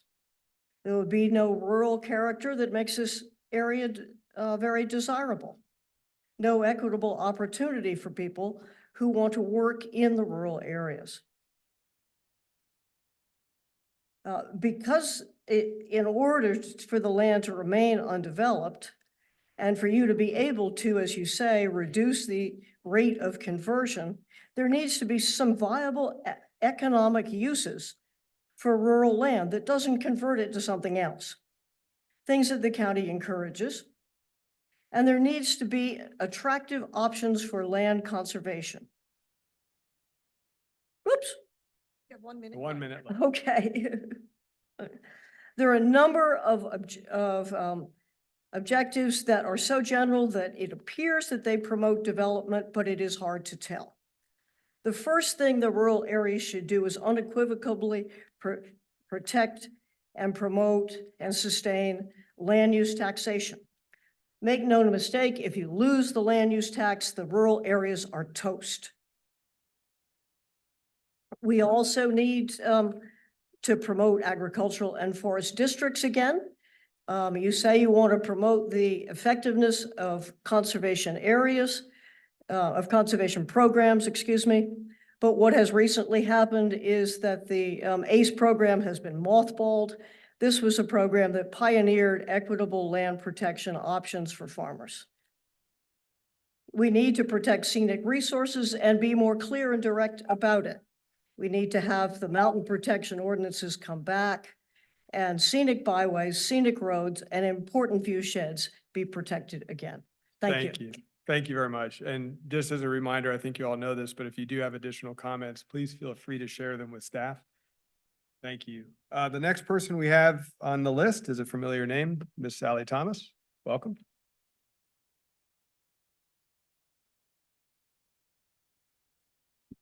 I feel very 21st century using my bad here. You were talking today about things I've had a lot of experience with. I thought before I. Please state took your on- name Oh, I'm and- sorry. I'm Sally Thomas. I live in the Jack Jewett district, to my Thank you. surprise. I thought I knew what it was going to be like to be a member of the Board of Supervisors, but I was not prepared for what rural roads were going to be. They were the most explosive issue during the time I was on the board. These are not easy things that you were talking about today. Sometimes people feel strongly about the dust of the gravel, but always paving was a disaster if what you wanted was the protection of what people enjoy in the rural area. Alternatives to transportation and general uses were talked about. And it just reminded me so much of when Crozet was people were asked what they wanted. And they said, we want lots of things. We want ice cream parlors on every corner, and we want to be able to walk to all of them. And so the planners said, well, good. What we'll give you is a community of umpteen people. And of course they said, no, we don't want that. So lots of good ideas you are finding in Crozet require more people than you are ever going to want in the rural area. So the effect of wish lists is if you put them in the comp plan, that is the wrong thing to have in the comp plan. Your job is to be the bad guys. Based on planning knowledge and higher goals and objectives, you must explain why suburban sprawl throughout the rural area is a bad idea. And if you don't know, educate yourself. Ruining the rural area will always be cheaper than creating appropriate infrastructure in the developed area. Why not ruin the rural area? It's the comp plan's duty to say no. Several times, the county made decisions that went to the Court of Appeals. We were challenged and we prevailed. And why did we prevail? We prevailed because we had a strong comprehensive plan that laid out what protection of mountain areas was all about, what protection of our reservoir land watershed was all about. Because that was in the comp plan, we prevailed. It is your duty to have a strong comp plan. So sorry for the lecture. Oh, it's very helpful. Thank you. That is the last name I have on my list, but I'll open it up to anyone else who would like to speak. Again, for some of you who came in a little bit late, to items not on the agenda this evening. Being none, Madam Clerk, is there anyone online? No, sir. Great, thank you. Thank you, everyone. And again, I'll just echo what I was reminded one of my colleagues said so well so often, and that is use the system, right? Is that Sure. is that what you said? Follow the process. That's right. Use it. So there are opportunities for providing public comment. Please take those, and we do take those incredibly seriously as we do our job to steward the rural area of the county. So thank you very much. With that, I will move us on to our first public hearing item, and that is SP 2023-16 Charlottesville Climbing Gym. And I'll ask the staff for the staff report. Great. Good evening, everyone. My name is Sid Schoaf. I'm a senior planner with the Planning Division of Albemarle County's Community Development Department. Tonight, I'll be giving staff's presentation for special use permit SP 2023-16 Charlottesville Climbing Gym. This is a request to amend an existing special use permit for an indoor climbing gym on a 0.94 acre lot in the development area. The subject property is located west of the Charlottesville city limits after the Ivy Road and Old Ivy Road fork. The tax map parcel is 60-46C and the site's address is 2200 Old Ivy Road. The entire parcel is approximately 0.94 acres and it contains an existing structure. This site is zoned commercial office and it is affected by the steep slopes managed overlay district and the entrance corridor. In the Albemarle Comprehensive Plan, it is part of Neighborhood 7 of the Southern and Western Neighborhoods Master Plan. It is designated as community mixed use, which allows residential for up to 34 units per acre, community scale retail, service and office uses, places of worship, schools, public and institutional uses. The surrounding properties are a mixture of uses and include other office uses, a restaurant, an apartment complex, and some of the University of Virginia's athletic facilities and buildings. Lastly, the site is bordered by the Buckingham Brand Railroad to the south and an underpass to the southeast. As I mentioned in the last slide, there is an existing approximately 13,378 gross square foot area building that is currently mixed use with office space, retail, and a portion of the building site is used for an indoor athletic facility for up to 2,000 square feet that was approved by SP 2012-1. Due to the site's elevation, there are 2 driveways onto Old Ivy Road and 2 parking lots. Between the 2 parking lots, there are an existing 49 parking spaces. The northwestern driveway is a shared driveway with the adjacent parcel to the northwest. For this proposal, the special use permit request is to amend existing special use permit SP 2012-1 for an indoor climbing gym. This proposal includes an expansion of the existing special use permit from 2,000 square feet to 6,125 square feet for indoor athletic facility. And this includes climbing, bouldering, strength and fitness, yoga space, kids zone, retail space, locker rooms, storage, a group fitness room, and a small office associated with the gym use. This is a screenshot of the concept plan that was provided as an attachment in the staff report. The applicant has proposed minimal changes to the site itself. The proposed building footprint will remain the same. However, the applicant is proposing to raise the existing 2-story building to 3 stories. The existing 49 spaces is also compliant with the required parking spaces for the requested recreation use. Additionally, the applicants proposed to remodel the bicycle parking area and to add additional landscaping to the site. As I mentioned in the last slide, the existing footprint of the site will remain the same. However, the applicant is proposing to raise the existing 2-story building from 16 feet 1 inch to a 3-story building at 32 feet and 4 inches. Old Ivy Road is not an entrance corridor. However, the Architectural Review Board reviewed the proposal due to its potential impacts to Ivy Road, which is an entrance corridor. The Architectural Review Board had no objections, and Albemarle County's fire rescue had no issue with the increased height as well. The special use permit was reviewed under the factors for consideration as outlined in the zoning ordinance. Staff believes that the proposed special use permit will not be detrimental to adjacent properties, will not change the character of the nearby area, will continue to be in harmony with the commercial office zoning district, and is consistent with the comprehensive plan. There is one condition that staff is recommending, and that is the indoor athletic facility use shall not exceed 6,125 square feet. In sum, there are 3 factors that are favorable. The first is it's consistent with review criteria for special use permits contained in the zoning ordinance. The second is the use is consistent with the land use plan. And third, it provides an additional athletic facility for people who live and work in the area. There is no factor unfavorable. With that being said, staff recommends approval with the conditions as recommended in the staff report. And opens up to questions. Great, thank you. Any questions from the commissioners? Yes, why the condition on the limit of athletic space?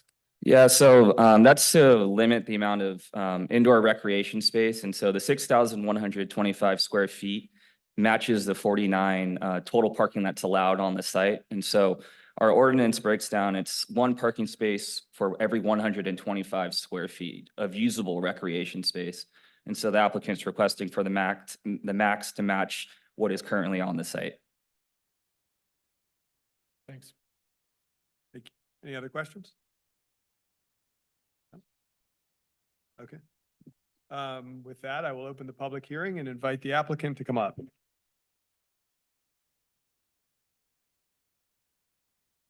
As a reminder, please state your name and affiliation, and then also you have 10 minutes to present. Thank you. Magisterial districts too, Sure. but think real quick.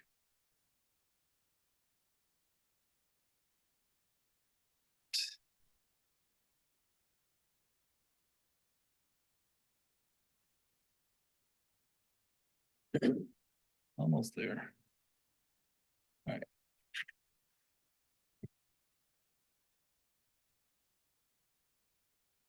Ready? Yeah, thanks.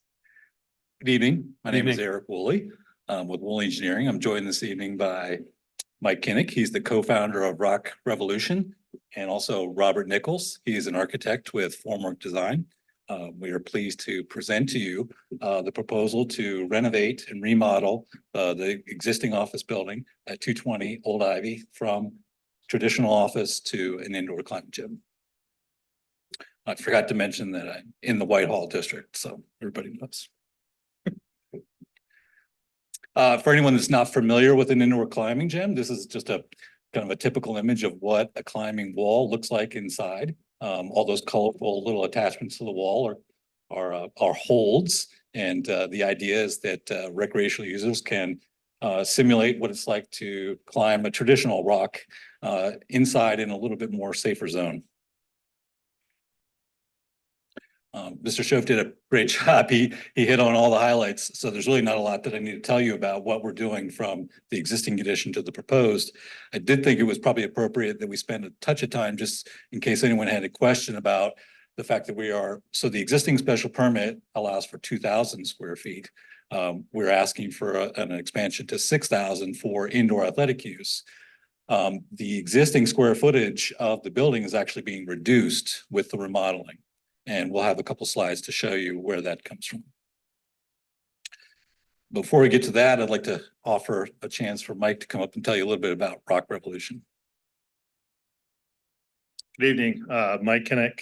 Not sure the magisterial That's district, okay. I believe it's Ivy possibly, if that was a district. So I'm Mike Kinnick, co-founder of Rock Revolution. My wife and I founded Rock Revolution at the beginning of 2020. Unfortunately, she's not here this evening. She had to travel for work. But we developed this concept to bring a modern, clean, and safe indoor rock climbing facility to Charlottesville and Albemarle County.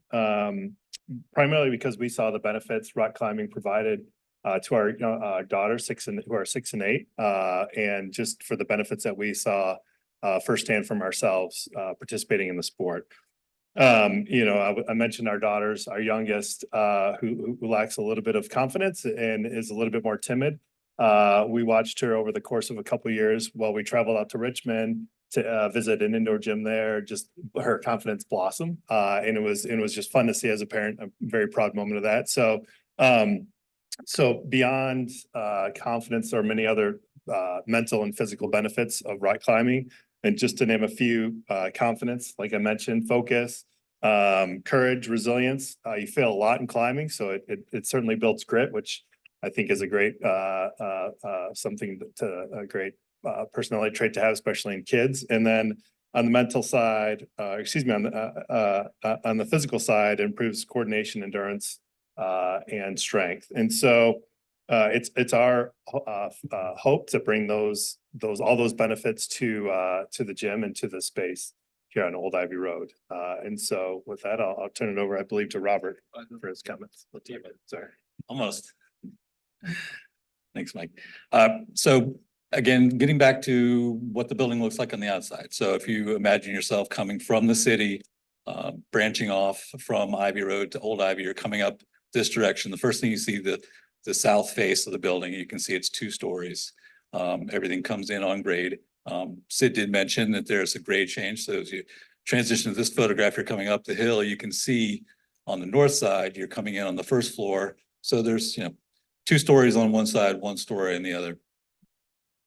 You can see that the site already has a good amount of parking, 49 paved spaces. We're not anticipating the need to address or add to that in any way.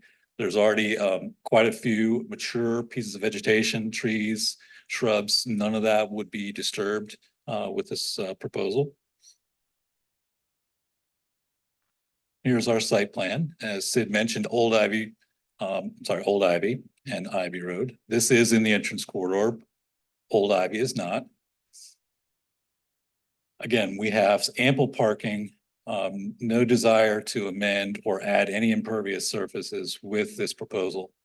Each of these gray circles are the existing mature trees. We intend to leave those. We will augment with a few more trees so that it matches the county regulated code for the number of parking spaces. We do propose a little bit of additional parking for bicycles. These will be covered spaces, so a secure place to store your bike. So to try to promote bikes use as well. Again, this is the building footprint. The darker red shape shows you the area that will be raised from 2-story to 3-story.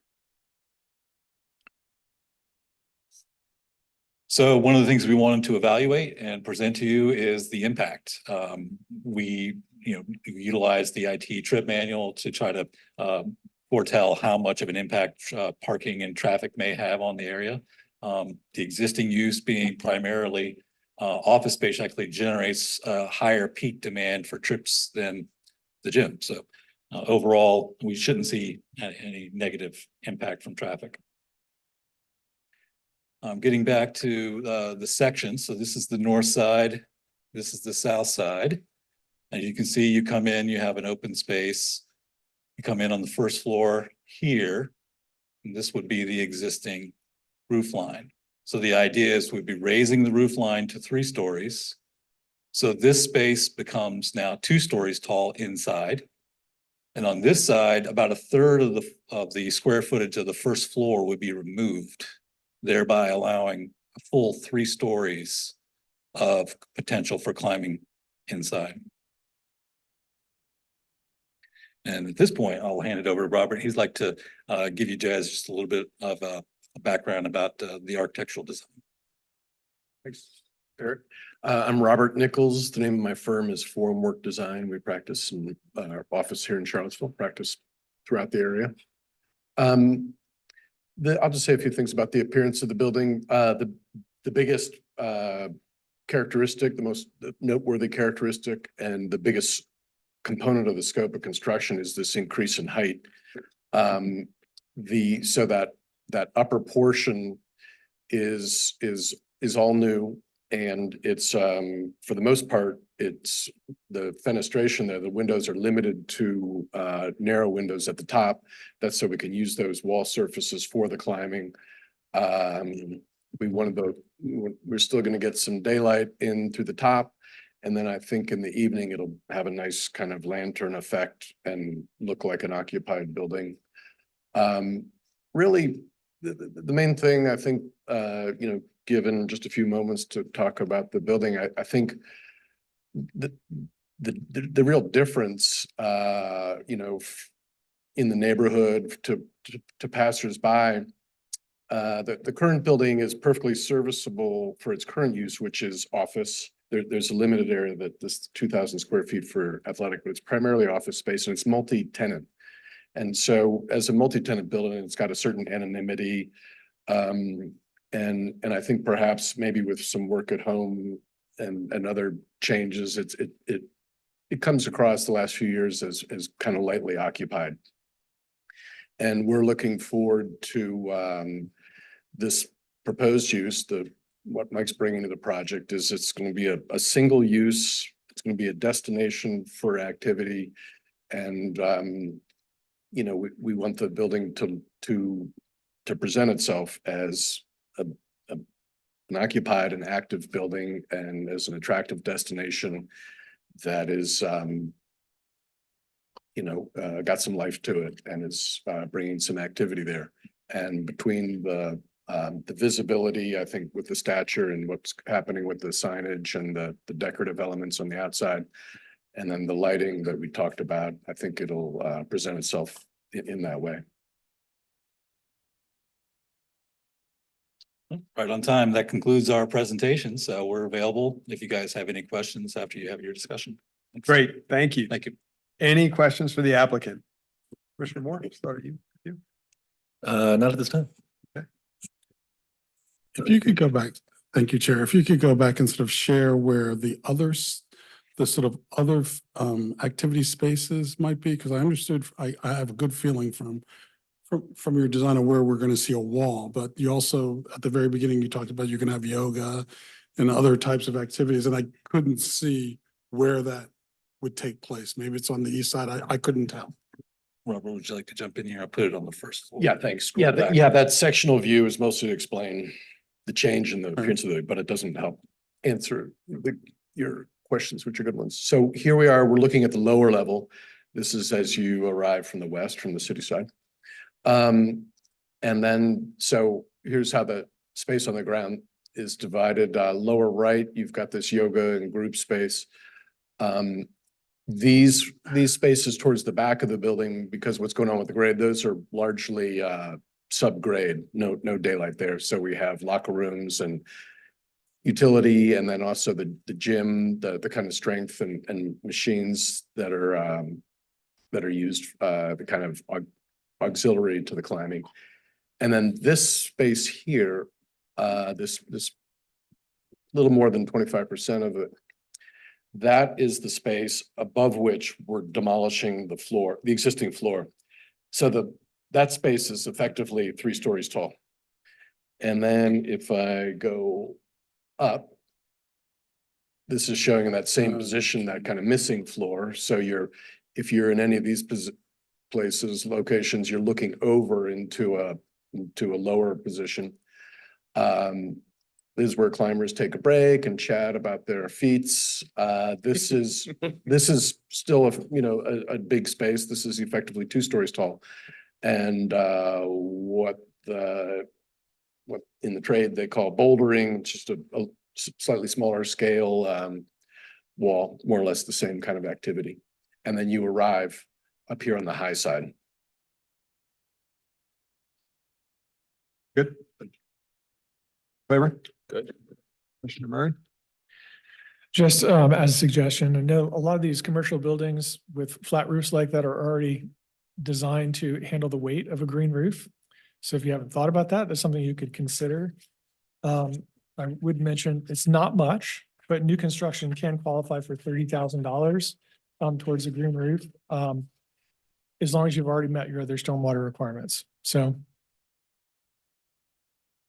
Great, thank you. I just had a couple quick questions. One, many of us know that this area is really dangerous for pedestrians. And I'm curious, I didn't see it on the site plan, maybe I'm missing it. Will you have any, and you mentioned bikes, bike storage, bike racks a couple times.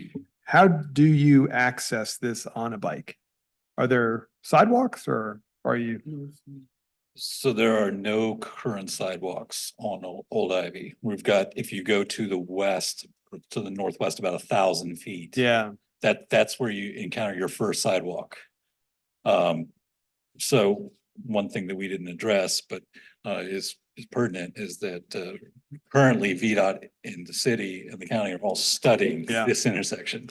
We're right in the middle of it. So they just completed phase 1, which was sending out the surveys to find out what people thought. And as you can see, we included it in the slide in case this came up. Yeah, everyone's concerned about safety. Everyone's concerned because you have a lot of people that want to bike, a lot of people that want to walk, but the restricting point of the railroad underpass is just so narrow that it makes it too dangerous. And so that's a huge issue. It's one that Mike would love to see a great solution come out of this study. We're kind of at the mercy of what happens on the larger scale. So I think Mike would like to be reactive to what comes out of the study, but there's really not much we can do on our own site to improve it other than be prepared for when further improvements to Old Ivy come online. So understanding that those further improvements might actually require or suggest sidewalks. And knowing that if you move further west, some of the newer developments along there have included sidewalks. Is that something that you would consider doing? Like a proffer? Yeah, or condition Or a condition to at some point bring online. Yeah, we can certainly talk to the owner. So Mike, he's the co-founder of Rock Revolution. He's not the owner of the parcel. So that's, he has a lease arrangement. So we would definitely, the owner has been very supportive of the project. They're really happy for this use. They really want to see it come online. So I'm sure that we can talk to the owner about potential.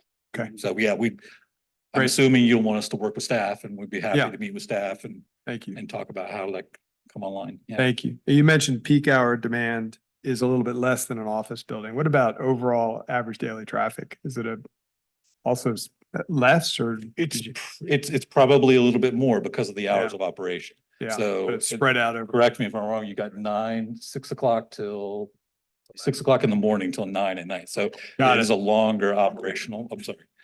But the average, that was one of the things we wanted to do, is make sure we knew we had enough to meet the county minimum standards for parking, but we wanted to make sure we had enough for the demand that they're actually hoping to achieve with their facility. So, got it. Yeah. Okay, great. Thank you. Any other questions for the applicant? All right. If not, thank you. All right. Appreciate it. I'll now open it up to comments from the public on this item. I don't have anybody signed up. But I will open it up to any comments from the public. Seeing none, I'll ask Madam Clerk, anybody online? No? No, sir. Oh, Yes. somebody does? Yes. I agree with that. And If you all want to be on the record for any of this, then you should come up and just state your name, please. And also, just as a matter of time, if you agree with the person who's speaking at the moment, just raise your hand in agreement. my name is Sean Cosette, and I actually own a business which is called Be Just, and which is located on the west side. I think that you're talking about in the Hunter Craig's, where the tractor place is. And I think that I would love to see this happening over on that side. I mean, the west side has had a really kind of a different vibe that I think it needs to become updated. And I feel like this would contribute to the community, especially on the west side, which is a little bit of a desert unless you're Farmington, Boar's Head.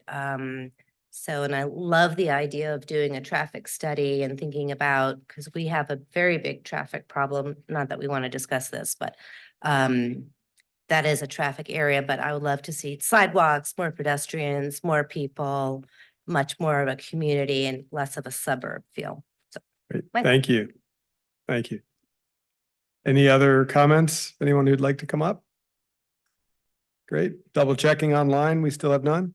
No, sir. All right. Thank you. Would the applicant like to make any comments in response to the comment that was just made? You don't have to, just offering that if you'd like.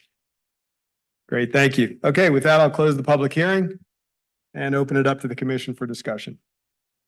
Would you like to start, Commissioner Moore? It seems entirely reasonable. While the traffic, and I'm very familiar with that bottleneck, I've worked right near it and take it pretty often, but that's beyond the scope of one proposal, obviously. Hope for the best from that VDOT study and city study. Otherwise, no, go climb some walls, yeah. Great, thanks. Commissioner Bivens? Thank you, Chair. I support this effort. And particularly since we seem to have a lot of conversation about reusing buildings and that's something that we're very supportive of. I think this sort of falls into that sort of desire that we've stated over the course of many months. And so I support this, and I'm glad to see that piece of property, which used to have a tennis court. Yeah, hard turf. Hard turf, and then that went away. I don't know if they truly went away, but now it has seemed to be sitting kind of fallow there for a few years. So I'm very excited that there's going to be something there that enlivens that area. Great, thank you. Commissioner Claiborne? Ditto. Nothing else to add. All right, awesome. Commissioner Murray? No, I'm glad to see this use. Looks great. I actually was kind of wondering what we could do to make more uses like this by right. Great. Thank you, everyone. My only comment you heard, which was to encourage consideration of a sidewalk. I don't know if we need to add that as a condition. I think, if this weren't being currently studied with a great deal of effort on the part of VDOT and the county, I think I'd probably feel a little bit differently, but I think it's fine to leave it as is, just for the record. I think that would highly recommend that. Great. Do I have a commissioner who'd like to make a motion? I move to recommend approval of SP 2023-16 Charlottesville, although I wish it was called the Albemarle Climbing Gym, with the condition as recommended in the staff report. Second. Great. Any discussion? Madam Clerk, would you call the vote? Mr. Moore, Aye. Mr. Bivens, Aye. Mr. Missile, Aye. Mr. Claiborne, Aye. Mr. Murray. Aye. Thank you. Thank you all. Okay, with that, we will move on to the next and I think final public hearing item, which is SP 2022-26 Shul property. May we have the staff report? Thanks.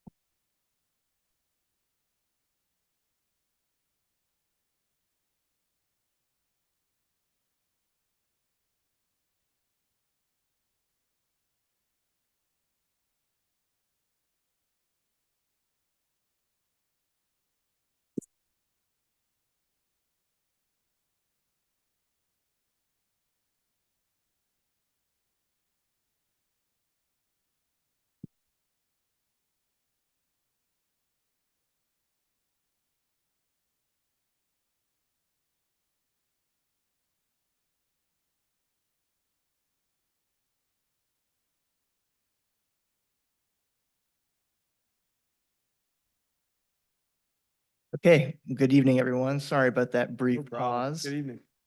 My name is Cameron Langell. I'm a principal planner with the Planning Division of Community Development. And tonight I'll be giving you the staff presentation on SP 2022-26, known as the Shaw property, which is a request for a special use permit to allow a public garage. So to begin, this is an existing conditions image that shows the location of our parcel. It is at the southeast corner of the intersection between Scottsville Road and Coles Rolling Road. It measures 6.41 acres in total. It's currently undeveloped and consists of mature vegetation, both deciduous and evergreen. In the comprehensive plan, it's located in rural area 4. There is an interesting mix of surrounding uses adjacent to this parcel. It's bordered on its west side entirely by Scottsville Road and then Coles Rolling Road to its north side and northeast side. The parcel boundaries actually go to the center of both of those public rights of way. So I will start by talking about uses to the west. So immediately west, there's a single family residential home. Further from that, there's the Keene Post Office, which you can see labeled on this image. Immediately north of the Keene Post Office on the opposite side of Plank Road, there is the Piedmont Veterinary Service Clinic. Across this parcel to the north, I'm going to use my laser pointer. This might be kind of hard to follow along. On this property right here is the Green Mountain Country Store. Then we have some residential properties right here. And then here we have the VDOT Keene area headquarters. To the south, we've got some single-family homes. Some of these properties don't have structures on them, some do. And there's other undeveloped properties right here. You can't see it on this image, but the Southern Albemarle Convenience Center is located about 1,000 feet to the southwest. This is a zoning map. I'm going to go ahead and just apologize because there's an error on this. This property is in an overlay zoning district. It's in the entrance corridor overlay district. So please forgive me for having none on this slide. But the primary zoning district that applies to this property and all of these surrounding parcels is noted by that white color, which is the RA Rural Area Zoning District. One thing I did that we don't normally do on the zoning slide is that since this is in the rural areas, I went ahead and turned on the critical resource layer just to show that there's no 100-year floodplain, water protection ordinance stream buffer on this property, but there is some small areas that are orange, and you can see them up here at this northern corner and this southern corner, and that represents critical slopes. It's not very large in total. I don't know the exact square feet, but it is in the staff report. But I did just want to say there is some small areas of critical slopes on the parcel. So before we get into the specifics of this, the Shaw property SP, I just want to talk a little bit about some definitions here. So what is a public garage? I pulled this language directly from the zoning ordinance. Section 3.1 is where we have our definitions. A public garage is a portion of a building or entire building other than a private garage that is designed or used for servicing or repairing motor-driven vehicles. So to clarify that a little bit, the types of like repair maintenance activities that could be taking place at a public garage would be things like engine work, battery and fluid replacement, flat tire repair, safety inspections, and things of that sort. A public garage is not a body shop. A body shop is a specific use in our zoning ordinance. It's really only allowed by special use permit in our more intense commercial and light industrial zoning districts. A body shop is also a business that does perform repair of automobiles, but it's really focusing on like the exterior components and the chassis. Other things that can happen at body shops is they can be, completely dismantling vehicles, crushing vehicles, painting vehicles. Those types of activities are not what's allowed at a public garage. So I just wanted to get that out there before we move forward. So this is the concept plan that the applicant has prepared. I'm going to go ahead and use my laser pointer again. What I'll start with, we'll start talking about what they would build with this. There would be a driveway entrance onto Coles Rolling Road, which is right here. And that would come into the site, and then you'd have this parking area that's noted by the gray color. The building itself is up here. That's the building footprint. That represents a building that's 4,000 total square feet. You can see they've drawn in some conceptual parking spaces for employees and customers here. I hope everyone can see it, but there is a dashed line that's a rectangular shape.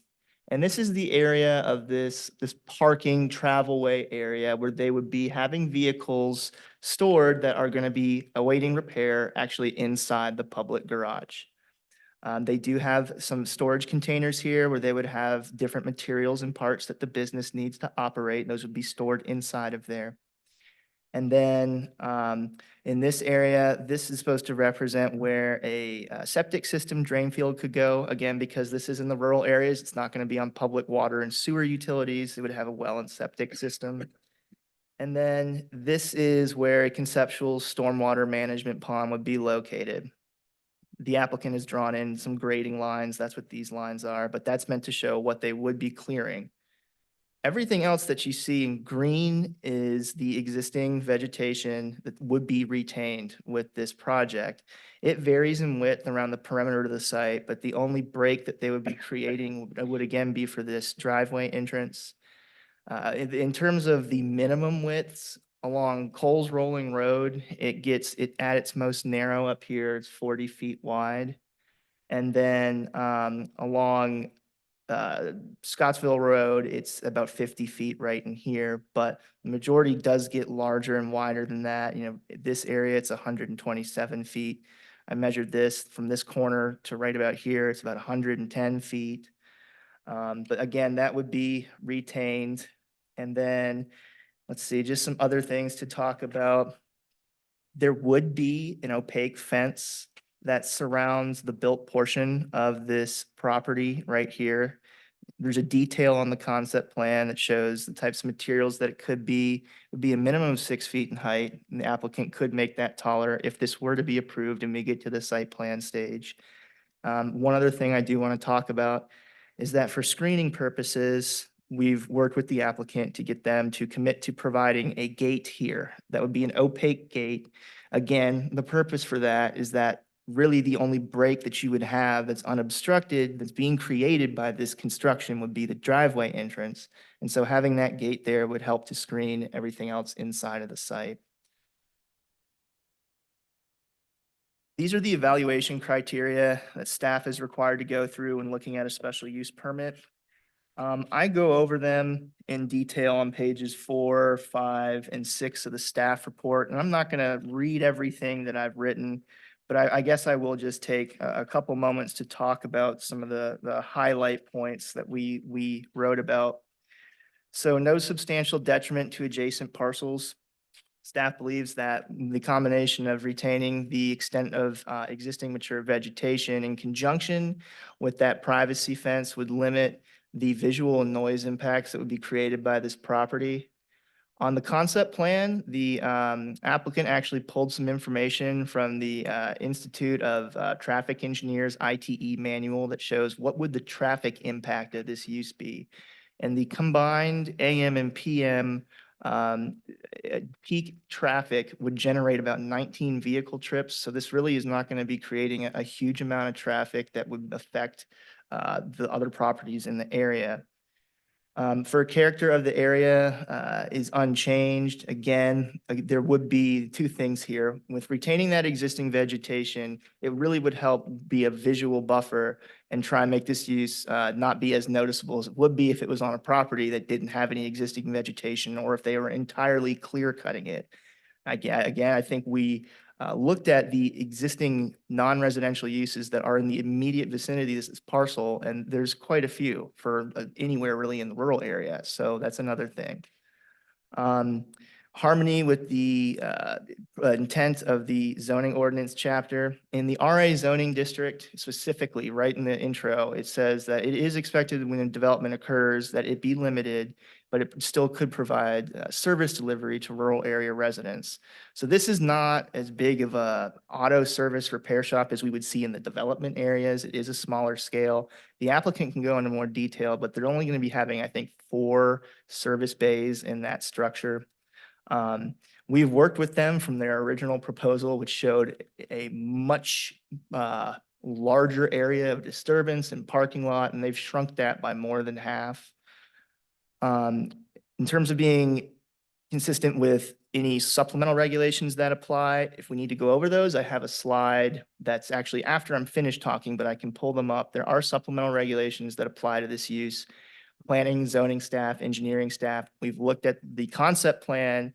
We think that it would be able to comply with that. And again, all of those details would be enforced at the time of site plan if this special use permit were to be approved. Sorry, I did not mean to switch slides yet. I guess for the last one, consistency with the comprehensive plan, we note in the staff report that this use is not directly supporting agricultural or forestal uses, which is one of the main things that the rural area chapter of the comprehensive plan recommends. However, in in another chapter, which is our natural resources chapter, it does identify that there is, some existing good mature tree cover on this property. It doesn't specifically call it in a conservation focus area, but it does note that that tree canopy could have value. And so when we were looking at what the level of disturbance would be if this property were developed by right, which they could do 3 single-family detached homes, there would likely be an equivalent, if not more amount of clearing occurring on this property, not just for the homes themselves, but for areas for the septic and wells and 3 driveway entrances as opposed to 1. Furthermore, the way that they've designed the concept plan, none of the existing critical slopes would be disturbed at all. And that is consistent with some things from the rural areas chapter of the comprehensive plan. So for the factors favorable, we listed, it's consistent with the review criteria for special use permits contained in the zoning ordinance. And in the nearby vicinity, there is quite a few non-residential uses. Factors unfavorable, again, doesn't support agricultural or forestal activities. So staff is recommending approval of the special use permit, but with these following conditions. I'm not going to read through these one by one. The first one just talks about any development that would occur is going to be in general accord with the concept plan that they have put forth, and we call out specific features that we would be making sure, not just at the site plan stage, but when they're trying to get a grading permit, that they would be meeting all of these conditions. Number 2, these are conditions that we've used in the past on other public garages that have been approved in the rural areas. Going back to 1980, we've had about 20 public garages that have been approved in the rural areas. And many of the conditions are similar between those applications. And so, we have an hours of operation. We have a condition that talks about, no body work would occur. There's no sale of gasoline or rental of vehicles that would be happening here. One thing we called out that's unique to this is they do show those storage containers, and we said no more than 4 would be allowed to be on site. And then lastly, vehicles awaiting repair can only be stored outside for up to 30 days. Anything more than that would constitute a zoning violation. Again, we're trying to mitigate some concerns we've heard from neighbors that this could become a tow yard, which is an entirely separate use that's not actually allowed in the rural areas. And then finally, we have this last one, which is also unique, and it's just, again, reiterating that we would need to be getting details of that sliding gate at the entrance at the time of site plan review to make sure that it is opaque and does maintain a visual screen into the site.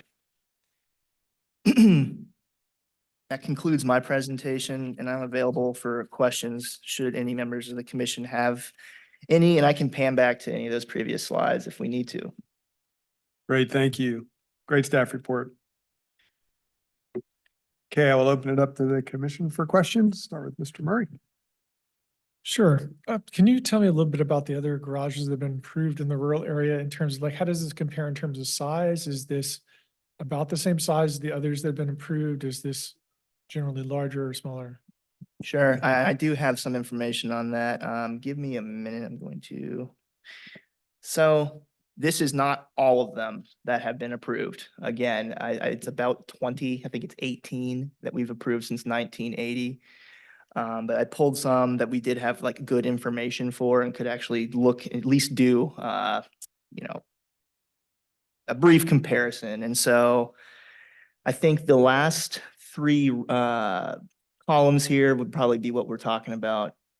The answer is that there's been a little bit of variation between them. The largest public garage building special use permit that has occurred is 8,200 square feet, and that was one that was done in 2013. The column that says approximate footprint acreage, what that means is the area of the property that was built upon. So things like the building itself, driveways, parking areas, other physical improvements, not anything that was left in a natural state. So, some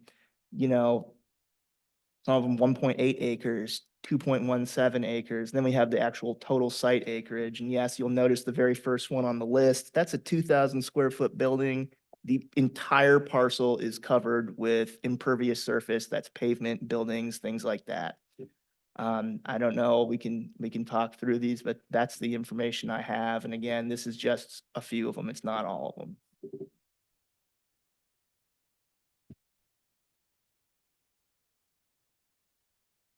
Any other questions? Nope, we're good. Sure, Claiborne? Thank you again, Mr. Chairman. Looking at the conditions, particularly number 1, bullet 4, fencing materials and heights, how do you govern like the upkeep? Like I saw the detail, like it was a wood fence. Fast forward 8, 9 years on the road, starting to decay, missing planks and boards.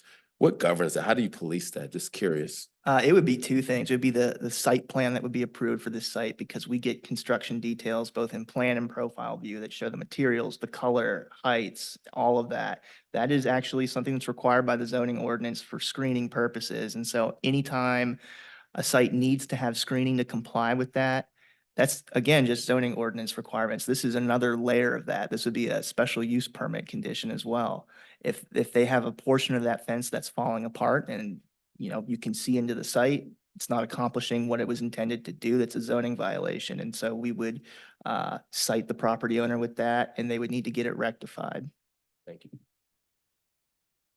Thank you. Commissioner Bivens? In one of your notes, you say that you were in conversation, I'm trying to find, okay, so it's on page 4. The applicant has since revised the size of the built area to 1.3 acres. In what we saw on the plan, is that what's reflected on the plan that you shared with us? Or is that different? It is what's shown on the plan. And I'll go and use my laser pointer. So for 1.3 acres, I'm talking about everything within that's the gray area. And then the driveway, the entire entrance back down. In terms of the area that's cleared, that 1.3 doesn't include this area over here that's white. Okay. Doesn't include over here or any of this stuff. That is going to be cleared. I didn't use that to count the built area, but okay. And this is the conversation that you had with the applicant and they backed down from, which is going to be, they were intending to clear a significant more than that. Okay. So in your condition on containers, are we talking about the kind of containers that go on freighters? Are we talking about those kind of containers? Or are we talking about a building that can in fact be locked up and secured in that way? I'll let the applicant give more details, but from what I know, yes. Now, there is one thing I want. Yes, it's a container like you see on a freighter. Yes, but one thing that we should mention is there is a condition or a note that our architectural review board staff had the applicant put on the concept plan that says those containers are going to need to be painted in earth or muted color. Again, that's part of the mitigating visual impact. So it's like what we see on 250 West at I don't know the name of the beer hall, but I think it's called Renata or something like that. It's Pro Renata, where they've built sort of outside spaces with containers. Yeah, those are similar containers. In that example, they've stacked them, which would not be. Was not what's going to happen. Yeah. Sure. Commissioner Moore? I was just curious if we have any kind of numbers or stats or figures on kind of how large parking areas tend to be for garages. The ones I'm most familiar with in the sort of development area closest to where I live, it looks like about 5 times the parking area compared to the square footage of the garage. And this looks like more like 10 or 15. I was just curious how this shakes out.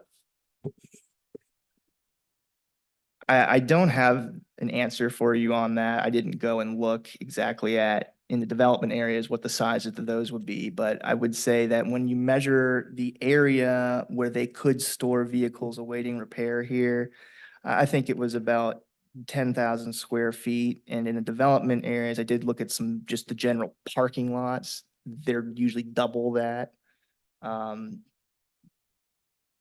Thanks.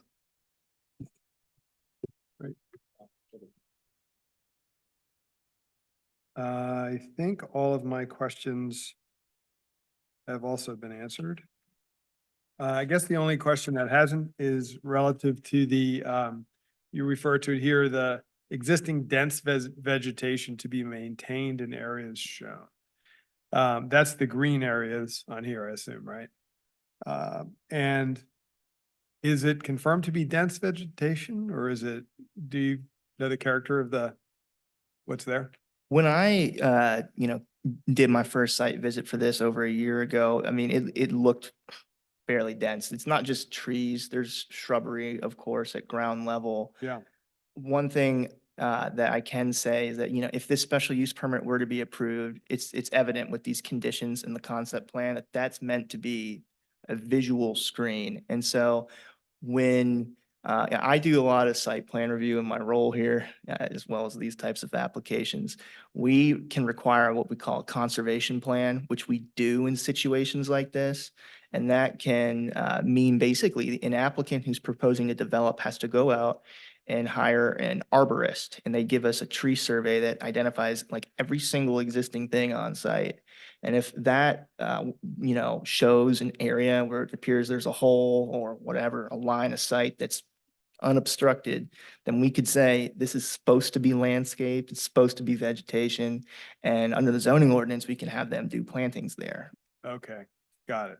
So you can have them add vegetation if. Yes. it's deemed. Yes.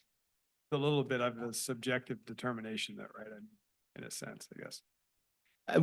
We do have staff that are in our natural resources planning Sure. teams, and so that would be a case where I would have them look at it as well. Again, since this is in the entrance corridor, Yeah. the landscaping and screening is going to be a major consideration of the ARB. It's going to have to go through a full ARB review as well. Did the ARB have any other comments? I may have missed them in the staff report, other than the color of the trailers? So going back to the original layouts, which again were much different than this, there was plenty of comments that everyone had related to that. But when the applicant shrunk what they were proposing to do, and then again sort of showed higher level of improvements on site. For example, the original parking area was entirely gravel, and they've since showed pavement there. Basically, the last thing that the ARB staff had concerns about was the color of those storage containers. It was noted that if this were to be approved, it would still have to go through the complete ARB review with the architectural review board and staff. And so the applicant is aware of that. And did I hear you correctly mention that the gate needed to be closed at all times? We don't have a condition saying that it needs to be closed at all times. I will let the applicant answer whether that is their intention. I believe at the community meeting, they did say, they wouldn't be opposed to that for security reasons. Got it. And if the commission thinks that that would be a wise condition to add, I don't think staff would have an objection to that. Maybe it's one of those weight censored gates. If a vehicle pulls up while they're still open, then it could open automatically, but. Got it. Okay, thank you very much. Any other questions for staff?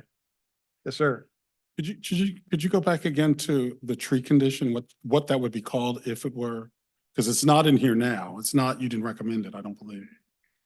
The tree condition? Yeah, where you said that you would have an arborist go and do an inventory. So. Yeah, Just where to so go. that would be, it would be the ordinance. Oh, the So, ordinance that creates that. Yes. So if this were to go forward, yes, the ordinance will pick up that responsibility. yes. Okay. All right, then the other question I had, that if the hours on here that I saw you have is you're not open before 8, but you're closed and you're closed at 5 each day, which is 5 o'clock in the afternoon. In the evening is hard to get to if you're coming from, particularly if you're coming from working. So I actually would think if this goes forward, I'd recommend that's at least like to 6 or 6:30. But you also say that people could drop off cars before 8. But if there's a gate, how would people be able to get their car there? That's a good question. I think if the commission has an idea about possibly amending that staff wouldn't be opposed. And we could talk through that if need be. Good for me, Chair. Great, thank you. Any other? Yeah, just something out of curiosity, once again, with the maintenance of vegetation there. So when you do that assessment, you said that it's currently dense vegetation. If they do that assessment, they find that the dense vegetation in question is multiflora rose, which is a state listed noxious species. You know, how is that managed? Or do you put them in a situation where they have to maintain that, or would you have them remove that and replace that with other landscaping? Never encountered that question before. I think we would have to evaluate it on a case-by-case basis with the zoning administrator as well as natural resources staff. But that's a good point. I mean, we would likely, I don't want to speculate again. I don't have an answer for that specifically right now.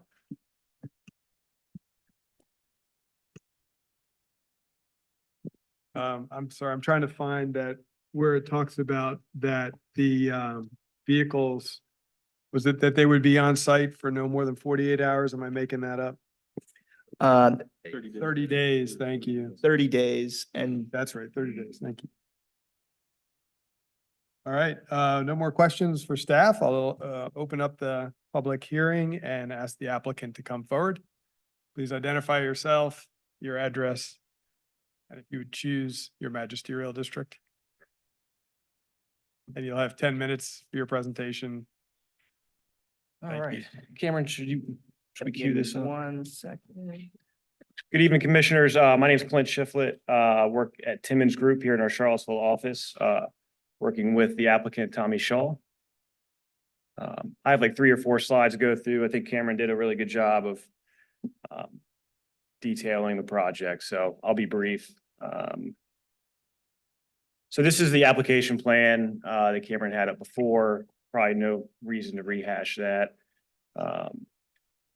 Next slide, Cameron. So wanted to give some additional context to the area. So this is the red dots represent locations where photographs were taken, the arrows in the directions that the photographs were taken.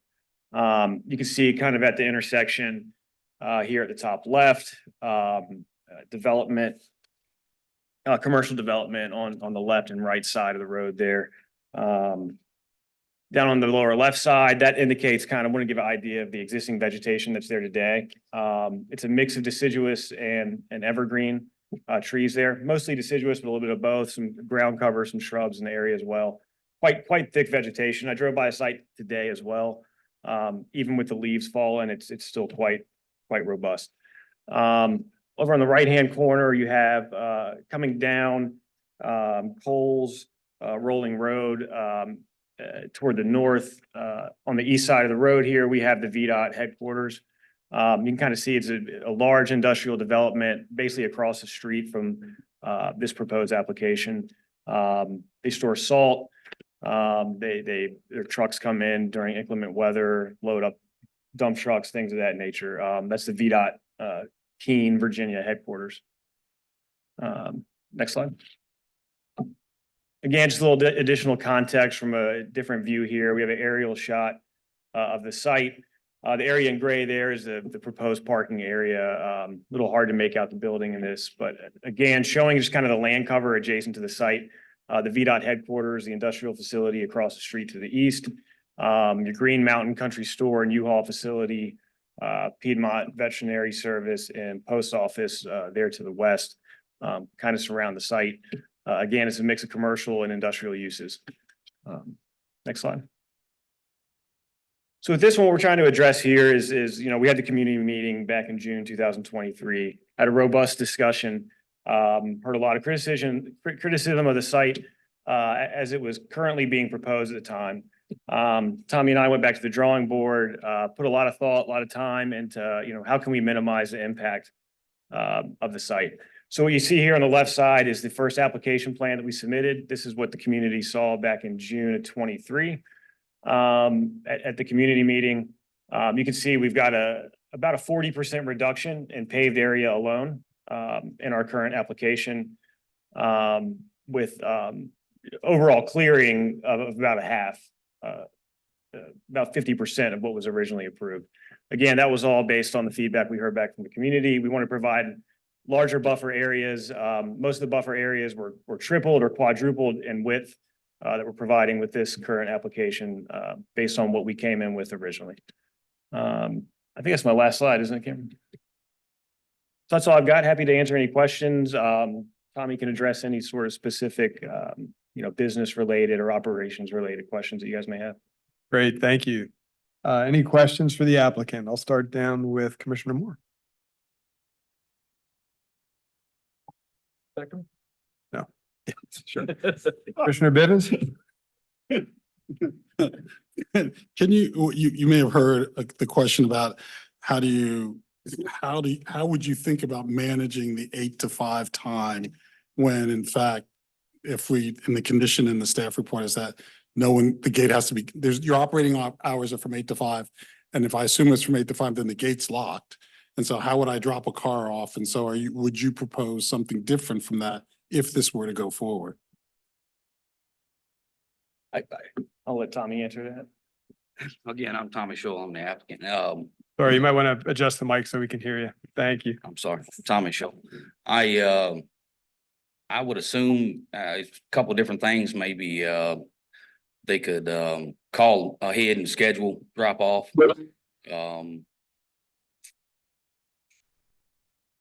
Maybe we could adjust placement of the gate some, or maybe a small area for a vehicle to be dropped off, or we really don't have many after hour vehicles dropped off. But you don't have how about picking up? Can people get there usually by 5 o'clock in the afternoon? Yeah, for repaired vehicles, yeah. For repaired vehicles, they can, okay. And then how about for the 30 days? The 30 days, no vehicle can be on the lot for greater than 30 days. Correct. That doesn't appear to be an issue? No. Okay. And also, if I might, Chair. Yeah. Okay. So are you connected to the business which is on Avon Street Extended? Yes. And so I know there was a bunch of conversation about moving an expectation or sort of a concern that Correct. business would be locating to this piece of property. Could you? No, that current business would reside there. So this would purely be a car maintenance, a repair and maintenance. Correct. No body work. No. No, what do they call those? Wreckers, no wreckers or unless they're dropping off a car, but you're not gonna be parking wreckers over there and things like that? Not exactly, not unless it was something being repaired. Oh, unless it was something being repaired. Then there was a conversation I raised about the containers. Could you tell us more about the containers? Will they really be the kind of freight containers that we sort of see places? Or are you going to build a building and then shield the containers in some way? We could consider something different if needed be. Mostly was going to be whatever they required as far as color coordination, but it like the 40-foot sea container. 40-foot sea, so that is okay. And you weren't at this point thinking about shielding those except for whatever tree would be there, even if it was like a shed or, like putting them behind the shed or something like that. You do have the opaque fencing. That's a stipulation on the application. In the application, one of my colleagues will talk to you about how to maintain the fences when it comes to him. But okay, so that for me right now, Chair, that's fine. Great, thank you. Commissioner Claiborne? Yeah, I think I just have a handful of questions to the applicant. Do you anticipate like a partnership with VDOT? Will you be servicing some of those vehicles across the street? Not at this time, no. No. Okay. How are you handling spill containment within the facility? We're actually a certified HAZWOPER spill cleanup company as well in Charlottesville, so we're very experienced with containing things like that. Okay, so if things spilled inside of the building, they don't get caught anywhere. Can you just tell us a little bit more about how that happens? If there's no Right. it'll be several different things placed in step, but as far as having spill kits in every bay, and as far as like the waste oil and that sort of thing would be contained Okay, and disposed of in the proper manner. okay. I think my last question at this moment is, can you tell us if there's any hazardous materials being stored on site as classified by like the building code? Would there be any hazardous materials? No. No. Okay. All right, that's it for at this moment. Great, thank you. Commissioner Murray? You took my questions. Okay, bounce back to Commissioner Moore. Just in terms of the vehicles and containers that would be stored in that parking lot, about how tall would those be? Shipping containers or potentially some trucks and vehicles? I think those are standard size. I think they're approximately 9 feet in height. I think it's Probably kind of like a about- perfect square, I Yeah, believe. 9 feet in width, yeah, And the proposed fence is 6? that's correct. Yep. Okay, thank you. Awesome. All right, I just have a few questions. One, you've probably heard a lot of discussion about the size of, even though you've reduced the size of the paved area or you've reduced the size of the storage area and made it pavement. Can you speak to why it needs to be so large? What types of calculations you went through, how you determined the size of that? And related to that, did you consider breaking any of that field of asphalt up into smaller areas?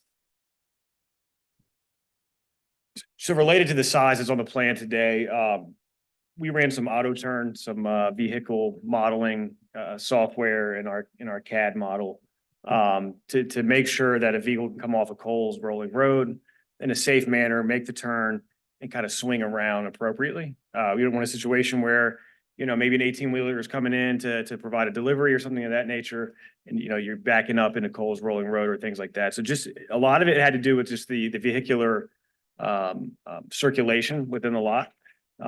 We also wanted to be kind of conservative in a way on the application plan, understanding when we go to site plan, we can always lessen the parking area as necessary.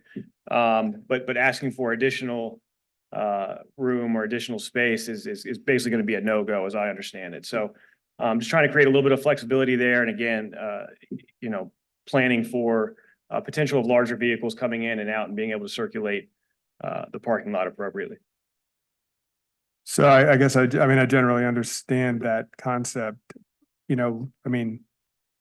Traffic circulates around 24-foot roads and parking lots with 20-foot radii all the time. Sure. And this is about 160 feet wide by, who knows? I'm not sure what the entire length of that is, but maybe around 300 feet of solid asphalt. Sure.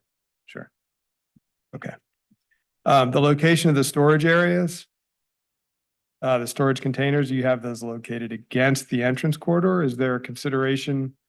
I'm sorry, no, it is not. It's opposite that. Sorry, flipped. Never mind. Yeah, we try to maximize the buffer area specifically, and this was with ARB's feedback along the entrance corridor. Got it. Just to clarify something Commissioner Bivens said and the response that you mentioned, you said no wreckers will be on site unless something is being repaired. Isn't that what you do, is repair things? So does that mean there'll always be wreckers on site? Specifically to a tow truck, if that's what I may have heard him wrong. Sorry. I may have heard him wrong, but he was asking if tow trucks would be stored on the property. If a tow truck was, tow trucks need to be repaired as well sometimes. So it would, just be something that we would offer to the business that we currently have. So there would be tow trucks on site? Possibly if it's broke down and needs repairing. Yes. Got it. Can you talk a little bit about, I don't know how to otherwise put this, but the standard operating procedures that you undertake, like for example, if the gate needs to be opaque and needs to be closed and you're mitigating visibility from the entrance corridor, those kinds of things, how do you manage that within your site? Well, I don't really think I asked that question well, but I'm just trying to get a sense of how you organize what's on your site in a way that minimizes impact, I guess. As far as, you meaning like the gate? open, Yeah, closed, like if or- the gate's left open, what's to guarantee that the gate will be closed regularly, things like that? Do you have- Currently at our current location, which is it would be something similar. It's an electric operated gate. The one on Route 20? No, that's what we're proposing there, but as far as what we currently have, I thought you were asking how it would be organized. It would be very similar. An Got it. electric operated gate, So it opens and closes as the traffic comes in, because it's automatic. correct. Got it. That's the kind of thing I was thinking about. Yeah. Okay. Thank you.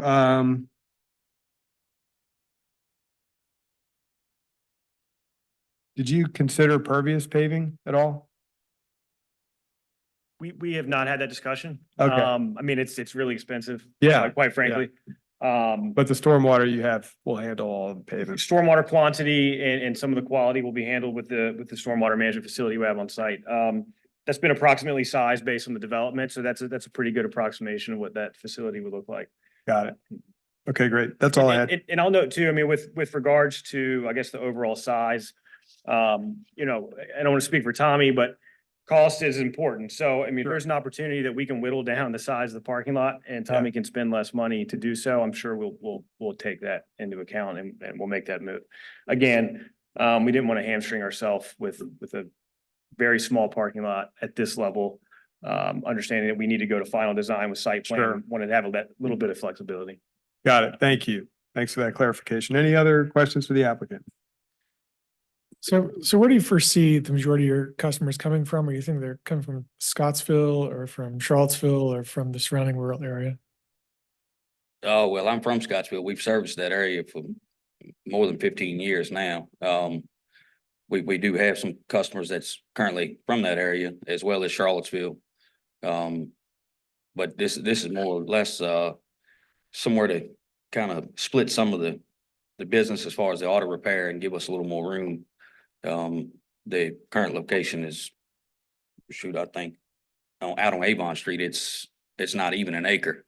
And so we kind of ran out of room there and trying to handle the volume of auto repair as well as that being the tow service. So that's more or less what it's about. Great. Thank you. One more question. Yes, sir. So if I understand, so in your Avon Street location, you're presently doing this type of work there? You have so you have a garage presently at Avon Street? And a tow service. And and if I understood you, you're gonna leave the tow service Correct. at Avon Street. And this idea is to take the repair business that you have on Avon Street and relocate it here. Exactly. And so you would close down that part of your business on Avon Street, the repair part. Yeah, we would just refer them to, Come down to there. our other Okay. location. Okay, okay. And I didn't understand, I didn't hear you say that you did, well, let me back up. Did I hear you say that you did body No. repair work on Avon Street? No. Okay, all right. All right. Thank you. Appreciate it. Appreciate it. Thanks. Okay, I will now move to comments from the public. And I have a list of 7 to start with. And as a reminder, you'll have 3 minutes to speak. I will call out 2 names. The second one will be on deck. And also I'll just encourage those who agree with the speaker to raise your hands. You don't necessarily have to restate what they've said. It'll be understood that you agree with what they're saying. So I'll begin with Carol Carter and followed by Jerome Beasley. Hi, I'm Carol Carter in the Scottsville District at 852 Redlands Farm. And I'd like to speak in opposition to this commercial development in the rural area. Mostly, it is not desired by the neighbors, both those immediate and those further afield. It is a busy part of Route 20. And if people are coming from Charlottesville and taking that left turn, it's going to be a big traffic backup. And that's a really busy road during commuting times. It's also a source of sound and light and the runoff. And it is not currently densely screened at all. I don't think it comports with the rural area plan, which I think should be strong. I think it's a slippery slope. And there are so many people in the area who are already opposed to a crossroads designation or interchange neighborhood. I forget what the name is. So that's what I have to say. Thank you. Thank you. Mr. Beasley and then Shirley Phillips. My name is Jerome Beasley, we own two homes directly across. Sir, can you please get the mic up? Thank you. Okay, my name is Jerome Beasley. We currently own two homes directly across the street from the Shoals property. I'm here to urge you to reject the application, which is far more than just a public garage, to convert the residential property on the corner of Coles Rolling Road into a light industrial site for a proposed auto mechanic shop. Enormous parking lot for his trailers and towing vehicles and large box-like containers. Even cities have zoning laws that regulate land uses for different purposes, residential, commercial, and industrial, which create a balance between various activities and protect the interests of the community. Auto repair shops belong to the commercial and industrial category, and they are not allowed in residential zones, and their activities can result in unsightly conditions. These visual nuances can affect property values and the character and overall look of the neighborhood. This application would have harmful effects on living standards, safety, character, and environment of the residents next door, the Keene community, and even all who travel the Route 20, because of the noise, traffic, pollution caused by the applicant would clash with the residential nature of the area. The shop would generate loud noises from machinery, tools, and vehicles, disturbing the peace of the residents and the quality of life, in addition to endangering travel due to increased traffic congestion on the narrow, rural, rustic roads. The proposed site development contradicts the goals being discussed at the county workshops in the rural area comprehensive plan rewrite. This site is the exact opposite of what the community wants.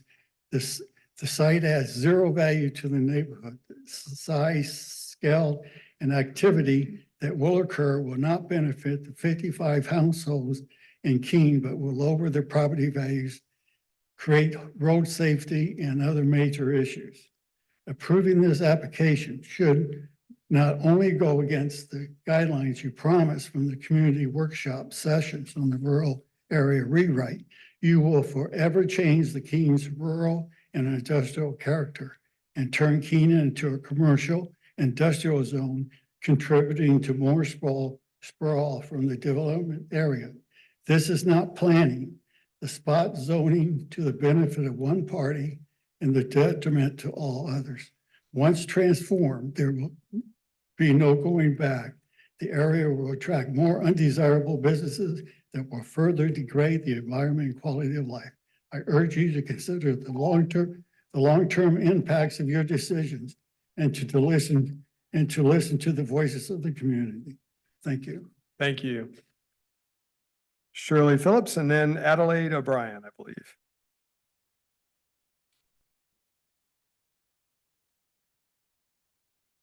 My name is Shirley Phillips. I live at 1621 Coles Rolling Road, and I'm in the Scottsville district.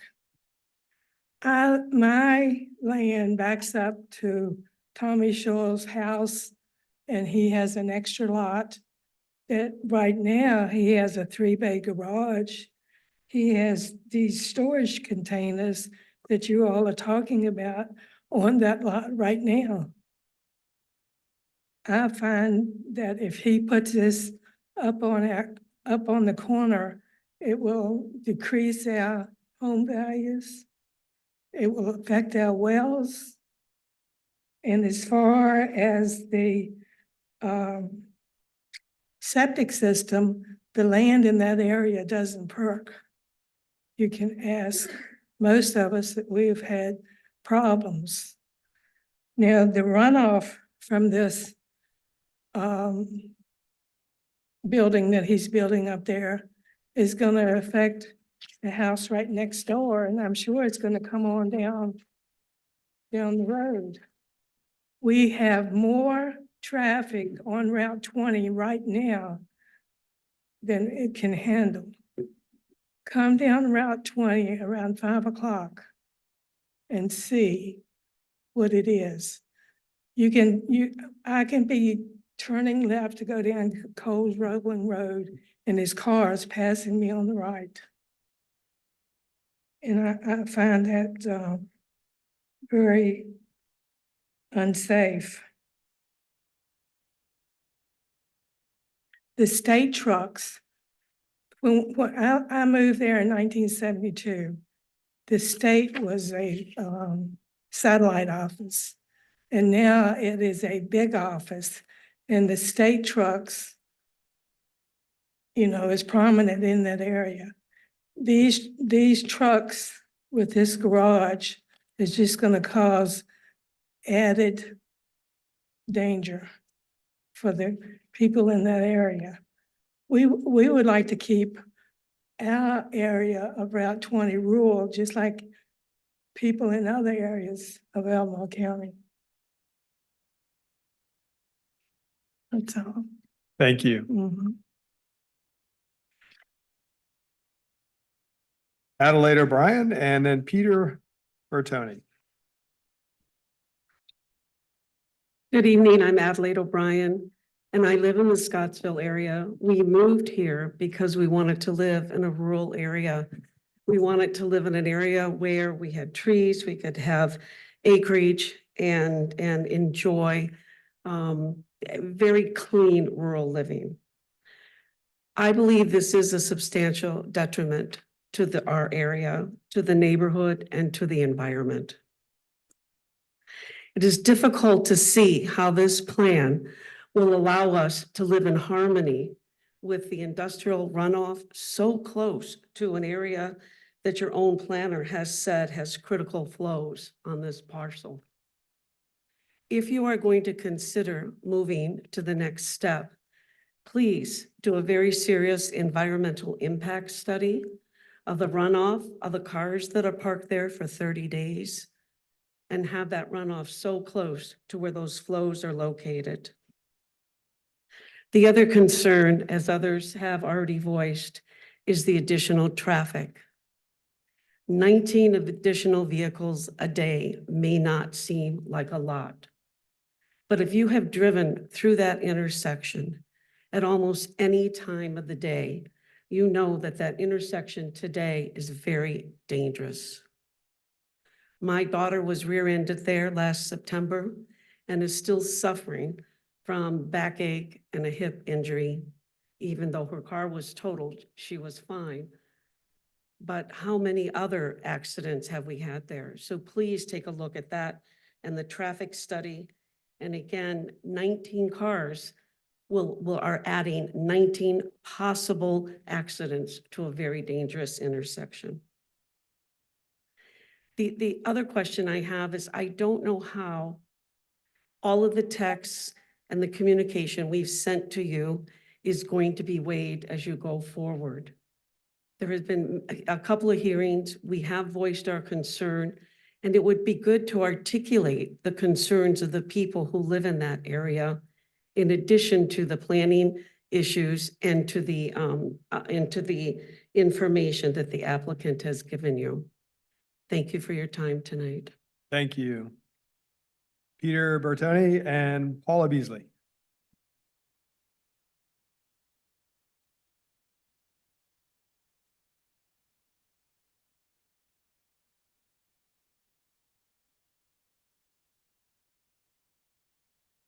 Thank you for this opportunity to speak to the commission. My name is Peter Bertone. I live about 2 miles from the proposed site in the Samuel Miller district. If it doesn't walk like a duck and if it doesn't talk like a duck, it's probably not a duck. And in this case, it's no public garage. The applicant has a successful towing, impoundment, and vehicle storage business on Avon Street Extended and has parked his tow trucks and associated equipment at his nearby residence for years. Based on that history and specifically the design of the site, it is clear he would like to replicate that business in Keene. But knowing that such a commercial establishment would not be allowed under the regulations in a rural area, the applicant is trying to position the proposed facility as a public garage. Do not be fooled, it's no public garage. There are 4 There are 4 public garages that serve the Keene area. South Side Garage, East Main Garage, West River Garage, and a garage on Plank Road, only a quarter mile from the applicant's site. They have an average roofed footprint of only 2,100 square feet, including storage. More importantly, the Plank Road and South Side garages have no hard surface for parked vehicles awaiting repairs, while East Main has less than 5,000 square feet, excluding the area for gas pumps. And finally, West River also has less than 5,000 square feet, excluding its driveway. In comparison, the applicant is requesting over 50,000 square feet of asphalt, which is over 10 times larger than even the largest public garage in the area, and an astounding 20 times the average. Why? Because the applicant needs space to park and maneuver a fleet of large tow trucks and stored impounded cars. The existing public garages have no retaining ponds, but the applicant is requesting one. Why? The reason is obvious: 10 times too much asphalt. The existing public garages have no gate, but the applicant includes one. Why? The public garages do not need to lock away impounded cars. Finally, the existing public garages have no containers, but the applicant is requesting 4, which is odd given that public garages operate on a same day or next day delivery, allowing them to run with very low inventory.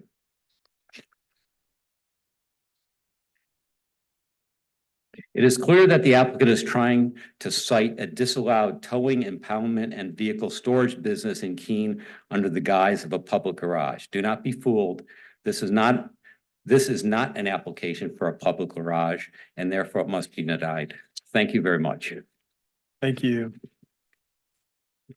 Paula Beasley and then Tim Schmidt. My name is Paula Beasley, 6198 Green Mountain Road, Samuel Miller District. I oppose this application. Staff's recommended conditions are insufficient to protect the nearby community, but it should be denied because it is inconsistent with the comprehensive plan given its purpose, its proposed scale, size, and incongruity with Keene and the requirements of a special use permit in the rural areas for, quote, a public garage. The rural area designation allows uses that preserve and protect agricultural, forestal, open space, natural, historic, and scenic resources, and may permit supportive uses for agricultural, tourism, and crossroad communities. The Shoal SUP does not preserve and protect and is not supportive. It is inappropriate in a residential zone rural area and does not comply with the definition and supporting regulations for a public garage, which require it to be compatible with and have a negligible impact on natural, rural, and historic resources, reflect a size and scale that complements the area where located, need a rural area to be successful and not conflict with nearby agricultural and forestal uses. The proposal is completely incompatible with rural areas, the historic and rustic nature of Keene, will ruin the residences, neighborhoods, and character and detract from its historic resources, equestrian businesses, conserved land, running, biking, and tourism as a result of its impact on traffic, safety, noise, activity, unsightliness, and incongruity with the area, CO2 emissions, and environmental concerns, biodiversity, and fragmentation, all on a rural rustic road, a scenic byway, and entrance corridor. It is sprawl in the worst form. The public garage definition permits a garage only as a building or a portion thereof and does not permit external containers for storage. A building 2 times the size of area pier garages, more than enough room for storage, over 1.2 acres of asphalt, plus 20 by 70 foot asphalt for vehicles awaiting service, 85 by 20 concrete apron, 4 40 by 8 foot containers, 10 parking spaces and car stops, and impervious driveway. In all, enough for 200 cars in the rural areas, the building alone being more than 2 times the size of nearby garages. This plan makes clear the purpose of the site is neither to serve the local 55 household community, not to be merely a public garage. It does not need a rural location to be successful. It would not succeed or be profitable unless it is drawing customers from the development area. It is not supportive of existing resources and is not needed. With Scottsville only 6 miles away and having 3 public garages and another serving across the street on Plank Road, there's no legitimate reason for this at Keene. It is better from the standpoint of climate, CO2 emissions, traffic safety, bad intersection, and Keene's rural character to use one of these garages rather than bringing all those from all those places in Charlottesville, 20, 30 miles round trip to Keene for car servicing. Way more traffic than 3 residential homes allowed there. Ms. Beasley, if I Everyone could- is detrimental, only the applicant benefits. If I could ask you just to wrap it up with your final comment. I've got just one more little point. Expansion by essentially spot zoning into rural area only incentivizes low-density, auto-dependent, wasteful clearing and inefficient land use, sprawl. Thank you. Discouraging sprawl is one of the best ways to fight climate change and promote resiliency as our rural areas protect wildlife habitat, biodiversity, air and water quality, and ensure food security for our communities, making all the county a healthy place to live. Thank you for your consideration. Tim Schmidt. Mr. Schmidt is the last person I have on my sign-up list, but if you're interested in speaking, please be prepared to come up. Yes, hello. Hello. My name is Tim Schmidt. My wife and I own Grayson Farm, which lies approximately 1,000 yards just south of the proposed site. We need to make it totally clear. This is not an application for a public garage. This is an application for a towing and impound lot. We've talked about the size of the asphalt area. If we look at, say, Bob's Wheel alignment, they have 12 bays, so they can service 12 cars at once. They have approximately 14,000 square feet of parking to serve these 12 bays. So that's a little over 1,000 square feet per bay for parking. Here we have 4 bays and they want over 43,000 square feet, need 10,000 square feet of parking for each bay. Something else is going on. And then some of your ideas. Oh, no car can be there for over 30 days. Who's going to go out there and check? I mean, is there, planning commission going to go out there? Are they going to take notes on who's there and who's not? This makes no sense. It's going to be a tow yard and an impound lot. That's, they talk about the closed gate. It's closed until, the tow trucks come at car wreck at midnight, car wreck at 1 and 2 o'clock in the morning. How are they going to get in? They have their lights on and their backup beepers going. The gates open up. Would you like to be a neighbor and have this go on? Even if it's once or twice a week, would you like to be awakened in the middle of the night when the tow truck brings vehicles in? This is a towing and impound facility and it's totally not compatible with the area. I think their use of the public garage is just a way to get around the restrictions of the rural area. And I think that is a very poor idea. If you vote positively for it, you're voting for a tow yard and an impound lot. And that's what we're going to end up with in Little Keene to the detriment of all of us. Thank you. Thank you.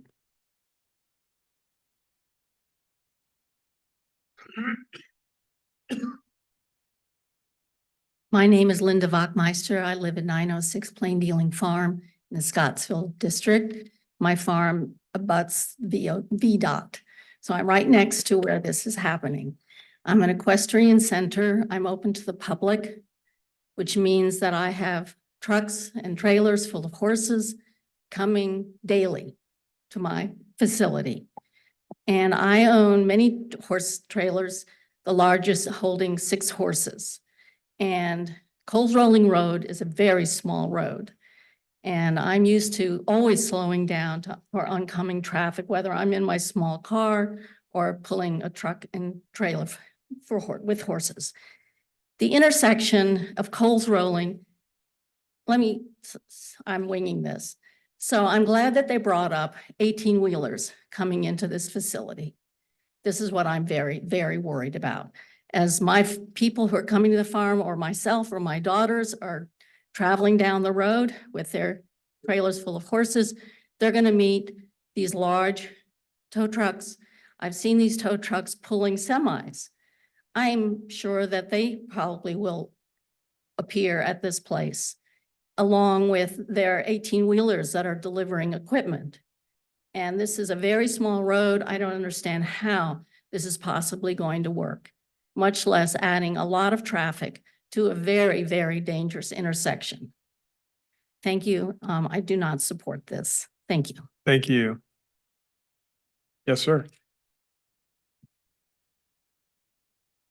My name is Bill Randolph. I live on Fairview Farm in Scottsville. And I'm not supportive of the application. Much has been said already. I think I was struck by the visual. If you looked at the amount of space for the 4-bay building, and you looked at a little rectangle on the other end for the customer parking space, it left this enormous amount of asphalt in the center. The only thing I've heard about that is that tractor trailers need a place to turn around when they deliver the parts. I have never seen a tractor trailer come up to any garage. These are compact cars that bring parts quickly from Fisher's or Advance Auto and the like daily, if not twice a day. I'm just very suspicious of all the asphalt. I'm suspicious of all of the vehicles. I don't know how many vehicles are at Mr. Scholl's house, upwards of 20. He could perhaps tell us, but upwards of 20, I would say. Currently, there's earth moving equipment on the space that we're talking about, and a huge garbage container. And so, as others have said, you know, I'm just worried at what's going to happen. Now, could you say that you are not allowed, could you make certain that you're not allowed to park company machinery in that lot overnight? I don't know. Thank you. Thank you. Hello, my name is Sean Cosette and I live on Langhorne Road in Scottsville. And I first really want to acknowledge Tommy Scholes for, you know, I own 2 small businesses, so I have a very, in the county, a very soft spot for being a small business owner and know what it's like to not feel supported by the county in small business. I think small businesses need a lot of support and it's sometimes lacking.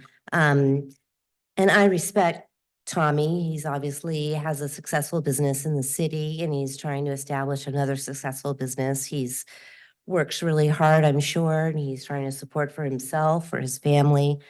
I have a tremendous amount of respect and I feel saddened that I can't support his request for rezoning in this area. I really wish that I could, but I am very, very, very concerned about the size of the structure as well as the size of the asphalt. And it will, I mean, if you look at the VDOT facility, which I can't really tell for sure, but this seems to be a bit smaller than the VDOT facility, but it is such an eyesore. And that is something that the community, as far as I'm concerned, Linda, you may know, but I don't think we had a choice about that VDOT facility being located there.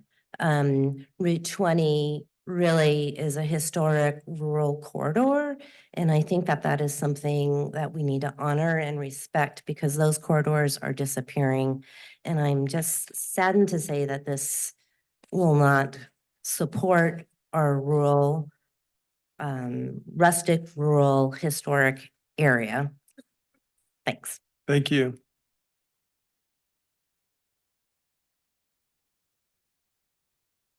I'm gonna step back because I'm a school teacher and I am used to being loud. Only Uh, problem is unbelievably, I don't think we can hear you. if you Oh, do that, okay. so So I don't, thank you. I don't want to hurt y'all's ears. My name is Susan Love. I live at 1331 Coles Rolling Road. I am a school teacher of 34 years. And I believe in just taking things to the simplest level. And I also want to say, Tommy, Ma'am, you I have don't to. know if it was you. I'm sorry. I'm going to thank him. He did tow the propane truck that got stuck in my yard one time, and I really do appreciate his job and how he does it. And he did a great job. But I have to tell you all that I drive by this location 2 to 3 times every single day. Well, 4, because I have to come back. I'm a math teacher. And I can tell you everything that's on it right now. So it is not at all hidden by trees or bush or brush. I can tell you that there's equipment on it. There's a dumpster on it. There's at least 5 or 6 things on it. I don't know the names of them because I'm a mathematician. I am not a construction person, but it is not hidden at all. And it is a very wide opening, and VDOT is an eyesore, I'm sorry to say, but I appreciate the work they do as well. First couple things. I am a middle-aged woman, and if I hear beeping in the middle of the night, please, I know y'all are all men, and I'm sorry about that. We need some women leadership around here. But He's not here, oh but my, okay, good. Praise the usually Lord. So I'm just telling you, that is a problem. Okay, if I hear beeping in the night, oh my Lord. Second, again, school teacher of 34 years. Who is going to go out and make sure that all the ordinances are being followed? I am an educator. I am a rule follower. I've spent my life following rules, but I am telling you right now, almost every government employee I know is overwhelmed and overworked. And I dare say, if this gets approved, we are going to end up with every rule being broken, and there's going to be no one to clean up the mess. And then we're going to have to jump through more hoops to make sure that everything's taken care of. Let's use our common sense. And I also, what in the hell is an opaque fence? Does anybody know the answer to that question? Don't answer me now. Anyway, I respect you all. My dad was on the Board of Supervisors in Richmond and Henrico County. I know you're working hard, but holy cow, if your property was less than a mile from this, as mine is, how would you vote? Thank you. Thank you.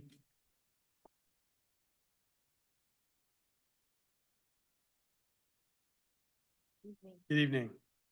My name is Carol Jenny. Thank Sorry, you. I'm very short, so I have to push a bit. I moved here from Virginia Beach, and we often think of Virginia Beach as the oceanfront, but we had a vast rural area there that was referred to as the Green Line. The Green Line no longer exists, although we were promised that it would stay in place. And now Virginia Beach, in that area of Princess Anne, if anyone is familiar with it, is just sprawl. And how did that start? It started one business at a time. And now it's a gigantic sprawl. My second point is, and I don't want to see that happen because I moved to this area to get away from that, to move to a rural area. The second point that I'd like to make is it has been sad and appalling to me to see the amount of litter that is on Route 20 and every other road in Albemarle County here. And when we talk about putting a business in this area on Route 20, I can only imagine that it's going to increase the litter on our public roads. And finally, when I moved here, there was discussion about a rain tax because of non-permeable surfaces. That got pushed back a little bit. All of us in rural areas with big, long driveways were quite concerned about that.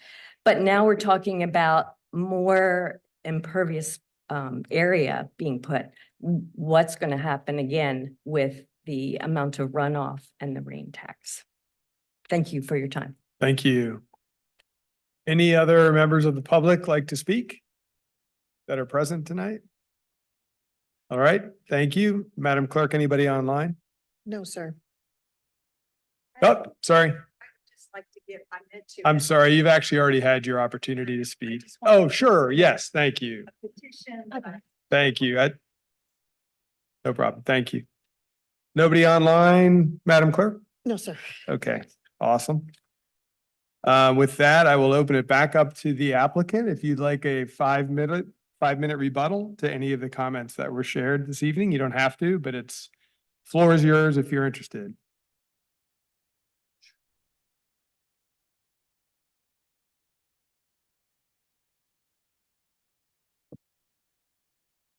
So I was taking some notes as the community was speaking. A lot of things that we heard at the community meeting previously, that we did our best to address. Again, we reduced the site from what we went in with by 40%. Some of the things I heard, zoning violations. There's a process in place already the county has.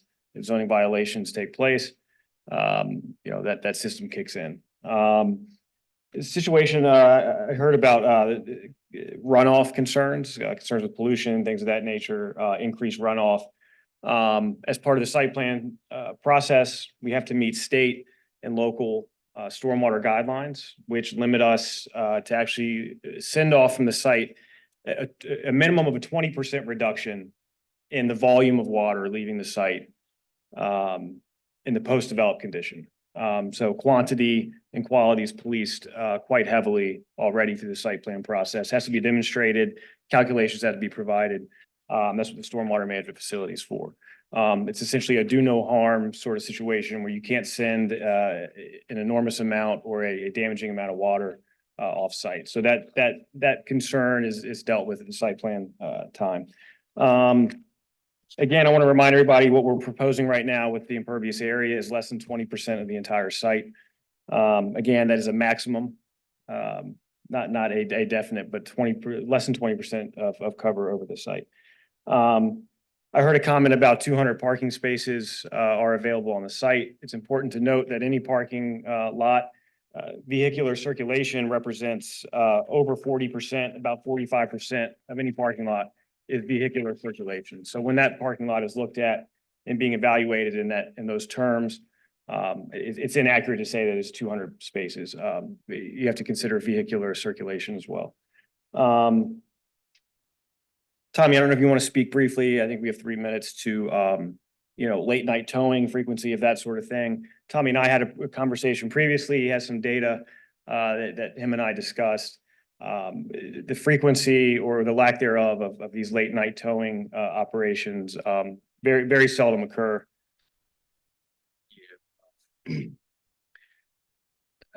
Currently at the location we're at now, as far as vehicles coming in that were disabled in the middle of the road, we picked up and brought to our repair shop. 4 of those within the past 30 days, it was 4 of those, and 2 of which were 15 minutes before opening and 15 minutes after closing. Just to kind of give you an idea of how many vehicles get towed in after hours. Thank you. Yeah, I think that's all we've got. I'm happy to answer any questions that you guys may have for us as well. Great. Any questions for the applicant? We have a couple of more. I'm curious if you could talk about how many cars do you service in a day, roughly? How much do you anticipate? Just depends on the kind of service. I'm thinking 4 to 6. 4 to 6. Yeah, for simple services like tires, brakes, oil changes, and inspection, something of that nature. Okay. No, that's helpful. And tell me a little bit more about the 30-day limit. It feels long, but I'd love for you to tell us a little bit more about why a car be able to be parked 30 days out there for that amount of service that you're projecting. Well, depending on what reason it's on the lot, by law, we have to hold the vehicle for 30 days before we could either dispose of it or move it. So it says governed by law. That's what does that? Yes, for repair to waiting vehicles. Okay, thank you. Any other questions? Just had one remaining. Go ahead, Commissioner Moore.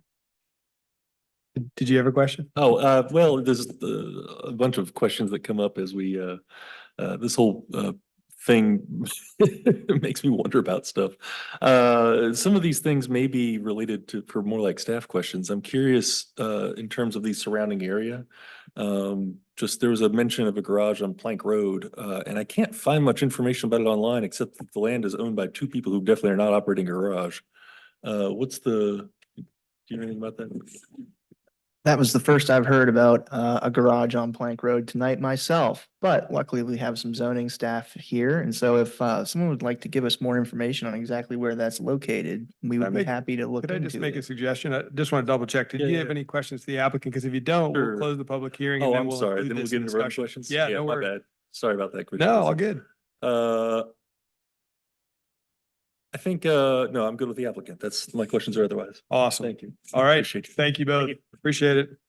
With that, I will close the public hearing and open it up to the commission for discussion. Commissioner Moore, would you like to kick us Hey. off? Well, yeah, so I guess that was one of them. I know, I mean, I've driven by it and seen a yard full of cars before, but I don't know anything about who owns it or operates it. There is not a special use permit for a public garage on that property. All So right, if they're operating a business, then that would be something we need to look into. sure. Could I ask a related question? Are there any ongoing zoning compliance issues that are out there on this property? Let the zoning administrator come up for that. Great, thanks.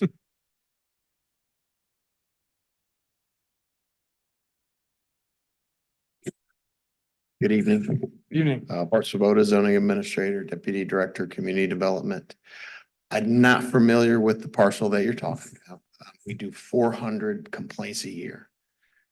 So I'm not sure without looking into it or having an address. I've made some notes. So we can get some information and look into what's going on. It could be something that's not permitted, meaning doesn't have the appropriate permits. Could be something that's a non-conforming garage that's been there a while. I don't know without looking into it. Got it. Okay, thank you. Actually, while you're here, if you don't mind, I was wondering, there's a lot of concern being expressed about some uses of tow yard. How frequently are zoning conditions like that enforced? Our enforcement program in the county is set up on a complaint basis, so we don't have regular inspections. The 30-day time limit is not something that's in our zoning ordinance. I'm only familiar with it under like vehicle tow law. Mr. Shaw would have to speak to the specifics of that. I'm not aware of it for a repair unless there's something in the code that talks about if you don't pay your bill, you have to hang on for so long. Mr. Shaw would have to speak to that more. And if someone made a complaint that with this parcel or another, say, hey, this thing is going on, it's against what was approved. Take me through the elevator pitch version of what happens when a complaint comes in. It gets logged within 2 to 3 days. We contact the complainant to make sure the information is accurate. Then we would send a CCO who's assigned to that area out to investigate. In my tenure of doing this, about 30 years, we've, seen all kinds of violations, even fence violations at apartments where we send notices of violation and, get situations corrected. So. Are there, what kind of escalations are there if somebody's a repeat offender, or are there? Or consequences in general, I suppose. Right. So we would end up, there's an appeal period. Once a notice is sent, we would go to court. The fines escalate each time for each offense. So I believe it starts at $250 to $500. It caps at $5,000 a year. For a special use permit, those can only be revoked by the board. Right. And so for willful noncompliance, I know of one, I believe, that was revoked in my 30 years of doing this. And in 2 localities. And then I think so it's not common. I get that. The other question, I guess, and this is one that you may not have in your back pocket, but I'm curious if you know or were able to happen to look into the track record of this applicant with regard to zoning and code compliance. We do have a violation in the area on a separate parcel, so that's not before y'all tonight. We generally don't research the number of parcels an applicant owns, whether it's an individual or a business. Before they come, we usually look at the specific property. Thanks. And, Yes, sir. And then I think this is probably a zoning related question as well. Just when it comes to storage sheds, there was the Mhm. shipping container kinds of things. Remind me, what size storage sheds are allowed by right anyway? Any size, you need their accessory uses, so you need a primary use to have a storage building. Depending on the size of the structure, I believe it's 256 square feet, would determine whether or not it would need building inspections. That applies to some residential structures, commercial structures that doesn't necessarily apply. There is a provision also within the building code that deals with the Connex types containers, where they're exempt from building inspections, but not necessarily a zoning permit. I don't know the specifics on that, so that could be for residential uses only, not commercial. So I would have to verify that with the building official. Thanks. And then I think I was also curious more about sort of like what goes on at that VDOT facility, sort of how that was built and how active that is as a in and out traffic and other sort of big uses. Yeah, I'm not familiar with that. I can tell you the kind of the basics is that's state-owned land, so out of our jurisdiction. I know, I'm just asking. And I will tell you that that is the VDOT facility that services southern Albemarle County. So, you know, it is pressed when there is bad weather, it is pressed into need. I mean, it's not pressed into need, it does its work. Yeah, and you know, that is the facility. That is the facility for that part of the county. Thank you, appreciate it. Yes, sir. Thank you. Anybody like to start the discussion? Sure. Earlier, we had a big conversation about crossroads communities and how important it was that crossroad communities could determine their own fate and the kind of uses that they wanted to see in those communities.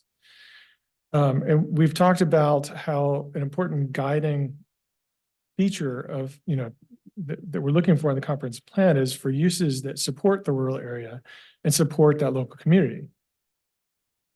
It seems to me, what I'm hearing here is that this is not a service that the area wanted. And if we were to have if we were to do the planning process for a crossroads community in this area, they would say this is not a use that they want in their crossroad community.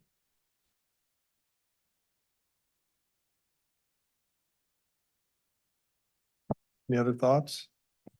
Sure, I'll share some, but they are not organized, so you have to forgive me now. No worries. I'm trying to I'll organize share them. some pros and some cons that I see.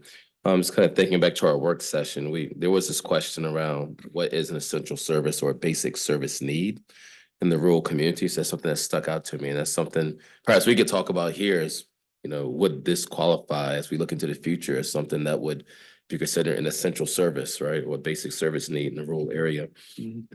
I think on the pros, right, the positives, right, you have a small business that's thriving, done very well, looking to expand. It's a great problem to have.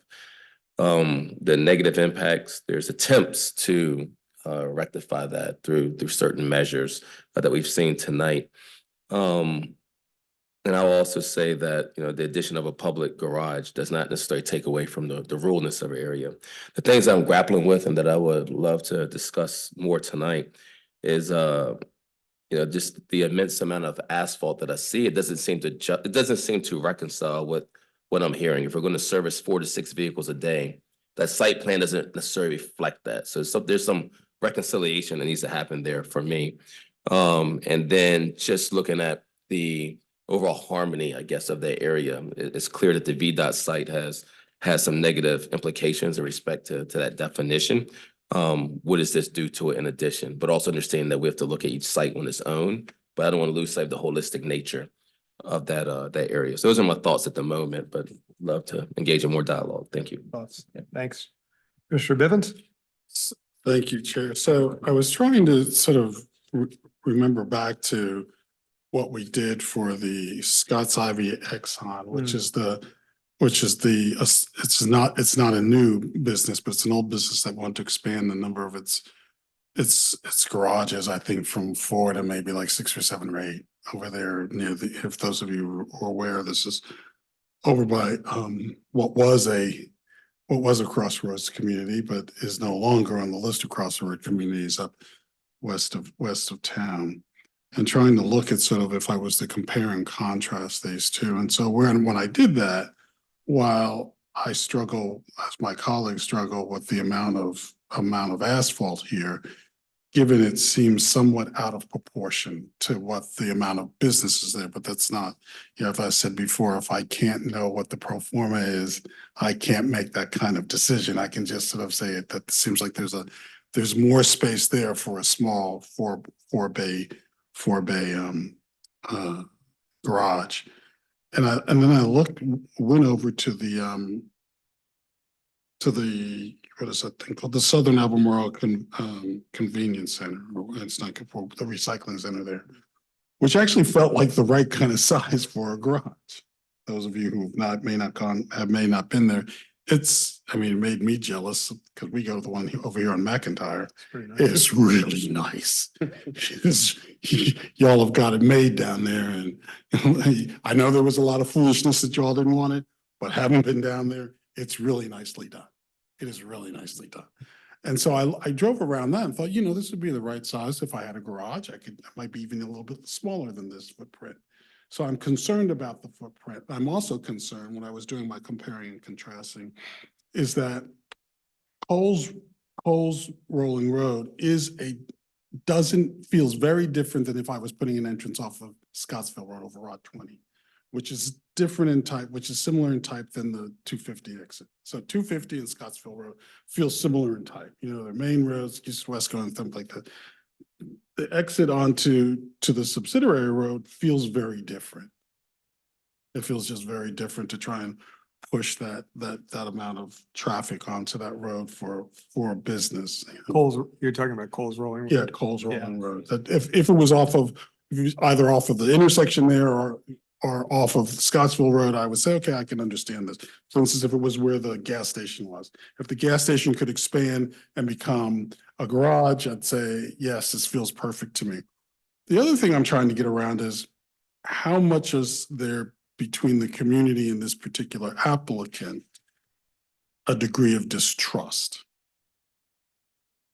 Because it seems that the community is saying things that the applicant has said, I am not doing this, but the community doesn't believe the applicant. Use the word suspicion a lot. That was a lot. And so I don't know how you fix that. I don't know whether or not there's a way to repair that. But I would suggest, because this is going to go to the supervisors, whatever we say, unless the person does a deferral. Who's going to go to them? I would suggest before you go to the supervisors, there be some significant air clearing and some delineation about what are we trying to do here and what are we not doing here. Because right now, I think there's a bunch of people who just don't believe the applicant. And so, I'm naming that because, that's what I think we need to do sometimes. But I really was having a hard time figuring out, this is a lot of space for very few bays.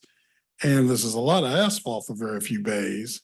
And the entrance off of this Coles Rolling Road, which was not helped by when I went a little bit further up the road and saw a significant equestrian, and I mean a significant equestrian event, that there's similar in type. It's probably not going to be the same frequency, but the type of horse boxes that you pull into a place like this they're not small.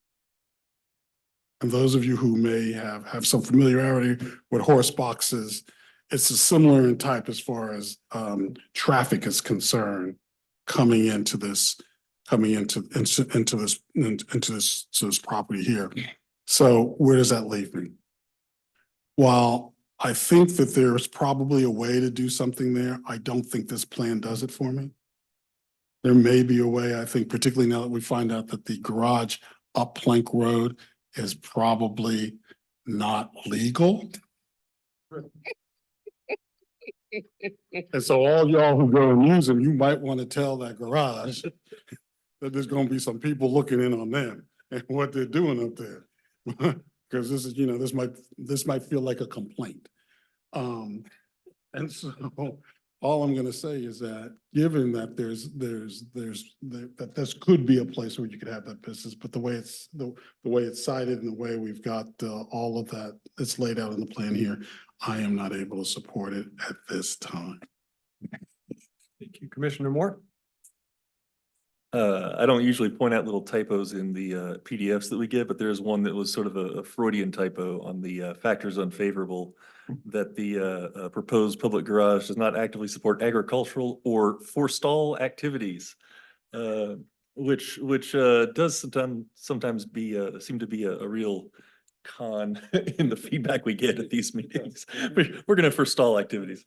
That said, there is vocal opposition here, and it does kind of beg the question of what sort of business plan is going to work. And just echoing what Commissioner Bivens said, I didn't hear the word lying, but I heard every word around it from several commenters, and I don't know what that means for how a business plan would work in that location. But hey, it's not my business. There's some things about this that bother me more than others. Some don't really seem to bother me all that much.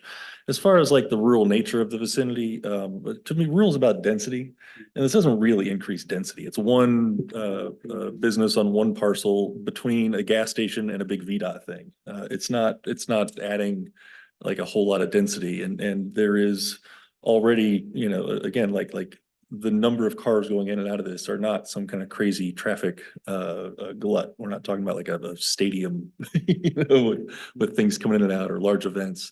I understand, of course, every new car is another potential accident, but I mean, 19 cars a day. If you told me 19 cars in a minute, yeah, sure. But or even in an hour, but I feel especially for the Beasleys, who are already located between a gas station and a big VDOT facility, and this one across the street would just sort of add to it. That said, it's kind of already surrounded. I do wonder about a couple things. One is the runoff of fluids. I know with car maintenance of any kind, they come with gross chemicals no matter how we try to manage it. And that's probably true for the gas station and probably true for the VDOT facility as well. So I don't know what to make of that with the neighbor parcels. And again, echoing what some others have said, it's a large amount of paved lot for a modest pace of business, even allowing for growth of that business. I don't know. I'm a little, and then just for visibility's sake, I know that was also a concern if this were to be built, where you've got things that are 9 feet tall or trucks that are 10 feet tall, and a fence that's 6. So, there's just like some potential for fixing that or addressing that. All in all, I'm sort of wishy-washy about the whole deal. Thanks. I guess I'm next. I'll share my comments. So hopefully these are somewhat organized, but I'm not sure. You guys can judge. So I tried to think of the potential impacts that this site would create and think of ways that they would be mitigated. So before I get there, I'll start with a simple calculation. I thought I heard the applicant say, and I may be wrong on this, but I thought I heard that the impervious area was less than 20% of the site. Was that just a nod would work? Does that sound right? Yes. Thank you. So I just did a simple calculation, looked at the total acreage of 6.41 acres and divided that by 3.07 acres or 02 acres.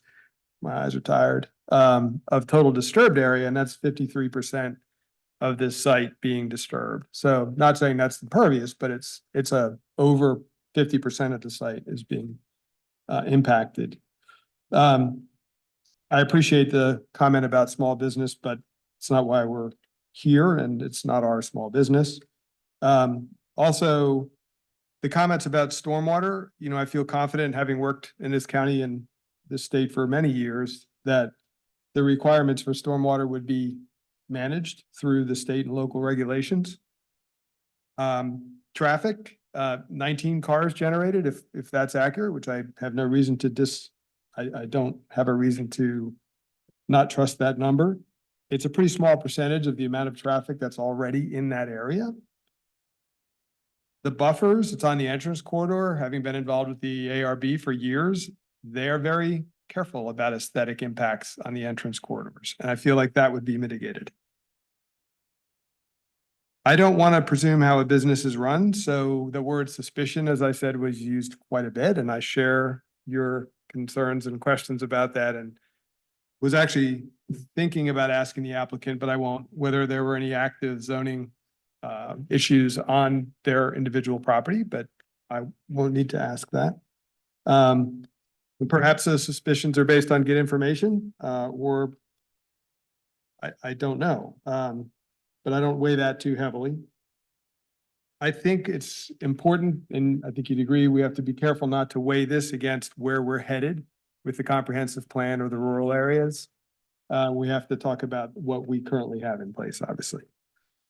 But I say all that with a big however, and that however is just looking back, as I often do, just to recenter my brain.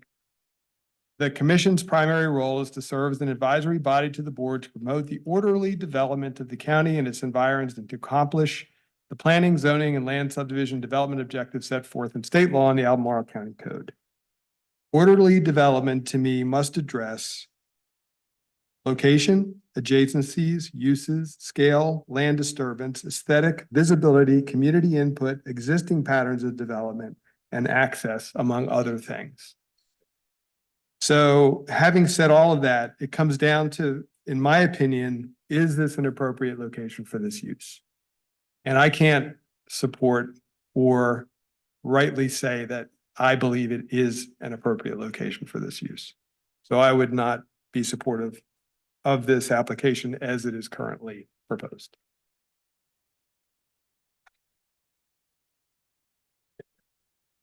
I would be happy to make a motion. Sure, it's in my district. You all are ready for a motion, but I don't want to push us towards that if you have other comments or questions. Yes, sir, applicant?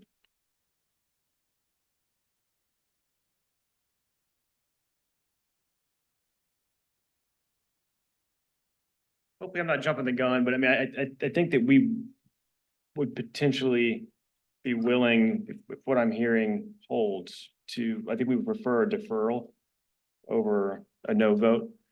Go back to the drawing board a little bit, maybe a little bit more community engagement, retooling, if that's the direction that Good timing. that looks like we're going. Yeah. It was good timing. Okay. Yes, thank you. So I think the record just needs to show the applicant has requested a deferral. That's correct. So if the applicant could confirm that the applicant's requesting a deferral, Yes. Okay, and, sorry. and so then it would need to be a motion by a member of the planning commission, if any wishes to grant that deferral. So I'll make a motion granting the deferral of SP 2022-26 Shul property as requested by the applicant. And does that motion specify a definite date or indefinitely? Indefinite date. And let the record reflect that's at the applicant's request as well. Sorry, I didn't hear that. When, That, okay, you get it? Got it. got it. Is there a second? Second. Any discussion? Okay. Can you Okay. call the roll, please? Thank you. Yes. Mr. Murray, Aye. Mr. Claiborne, Aye. Mr. Missile, Aye. Mr. Bivens, Aye. Mr. Moore. Aye. Thank you.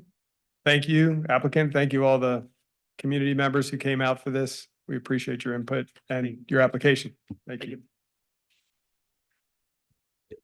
We good to keep going? Good.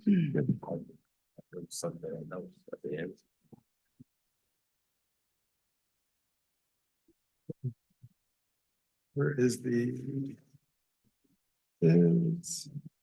All right, we will move on to committee reports. Are there any committee reports from any of the commissioners? Can't leave yet. Leave yet? Yes, sir? No? No, I Maybe. don't. Sorry, if you could all please carry on your conversations outside, that'd be great. Thank you very much. Yes, Chair, I want to report on my CAC, which was quieter than right now. But, you know, that's just me. All right, have at it. So we had our CAC yesterday and we had two very interesting presentations. One presentation was by, most of you know, I'm in the Jack Jewett district, and there is a small pocket park in the Jack Jewett district that called the Charlotte Humphreys Park, named after a former supervisor. And we've got invasives because nobody pays attention to the Charlotte Humphreys Park. So we have invasives. Well, we had a presentation last night by the Parks and Rec about how they're going to deal with the invasives. And I have to say, it was absolutely an enjoyable presentation, if you can talk about weeds. How to weed, how their approach to weeding. And I would suggest, well, those of you who are interested, I could send you the presentation, but it's a very thoughtful way of doing it. And so that was interesting. The other thing that you should know about, for those of you who use Hydraulic Road near the Lambs Lane campus, next year, or no, this year, 2024 fall to 2025 to 25, they will be putting speed cameras in. And so we had a presentation last night by the police department, by the Albemarle County Police Department, telling us about the plan, which is funded, to put speed cameras in at the Hydraulic Road Lambs Lane campus that will be in use during the time that usually the yellow lights are flashing. Yeah. So I would just caution you, if you come through there at those times, don't drive more than, say, 30 miles an hour. Okay? If, depending on how this goes, it will probably roll out into the western area. So Western Albemarle, Yeah. and I think that's Henley there, so that you might expect maybe in a year or so from now to have a similar sort of speed camera there too. So I'm just giving my colleagues fair warning that as the fall semester begins, just be aware you may be on speed camera, which is video and regular and still images. Great. That's it for me. Thank you, sir. Any others? All right, I'll just say you all have seen the work of the Natural Heritage Committee Yeah. that was already sent to you. So I don't need to tell you what we did because you got it. Great, thank you. Commissioner Claiborne, any? No, mine doesn't meet until the 25th of March. All right, awesome. Thank you. With that, I'll move over to Mr. Barnes and ask for a review of the Board of Supervisors meeting. Thank you. Actually, I believe this will be quick. They've been meeting quite a lot, but none of it has to do with land use issues. It's budget season. So they met on the 28th of February. They met on the 6th of March. They met on the 11th of March yesterday. They'll meet again tomorrow. So they're working through the budget right now. So I don't really have anything to report to you. Great, thank you. AC 44 update? Obviously, this was the last of our goals and objectives. This will be presented to the board on the 20th next week. So they'll be, taking this package of information we've been working on past several sessions. And Sorry, say that last part. They'll be taking it there'll back. be the stuff we've been working on for our past couple of sessions on development area and rural area, land use, transportation, and community facilities. We'll be going to the board on the 20th. Yeah, gotcha. Meanwhile, we're sort of slowly moving into phase 3. We've started the work group for phase 3. They started last Monday. My staff has all left me, so I can't give you the exact date that they started. Bart counts, but he doesn't count for that. So anyhow, started off the work groups, working on through those. We've also received a lot of the draft action steps, the things that will, be informed by the goals that we've been working with other departments and other stakeholders to help develop those drafts. So we're going to start synthesizing that, and I'll be bringing that back to you. And the last thing I would warn you, it's going to be a busy summer. Yes. Don't take a vacation during the summer. we're gonna be, we're, in all seriousness, Tanya, who was sitting up here, has been working on a schedule. Great. We're getting very close to having a Gantt chart of what it's gonna take us to get through the rest of the process. And there'll be some review of that with our superiors and some confirmation, but I'm just telling you that to get through this amount of information, there'll be lots of public outreach and all that stuff, but we'll be working with you quite a lot. We may have to have, depending on the workload that we have from, rezonings and special use permits, we may end up doing 3 meetings a month this summer. Well, I was noticing 9 zoning map amendment requests that came out, I think, in a memo this week. Was that special use permits or zoning? We didn't get that. That didn't come out. I think those were Yeah, SPs. Says regarding new zoning map amendments. Okay. Maybe not. I got it somehow. Maybe it was ARB related. I'm sure I have it. I don't, regardless, I know that we got 9 SPs just Got it. recently. So, Are these 4 o'clock meetings or 4:30 meetings or 12 o'clock meetings? the ones we'll be working with you this summer, we'll probably start at 4 on those. Are those, and so those will not be meetings that we have to take public comment? Yeah, no, Mr. Bivens, I don't know exactly.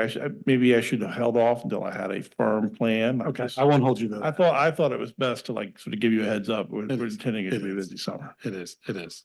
I just suggest 2 things along those lines. One is, I think having a schedule feeds my project management soul. So that's great. It's in a Gantt chart. We're I using need a project chart. management. Picture. You That'd be know. great.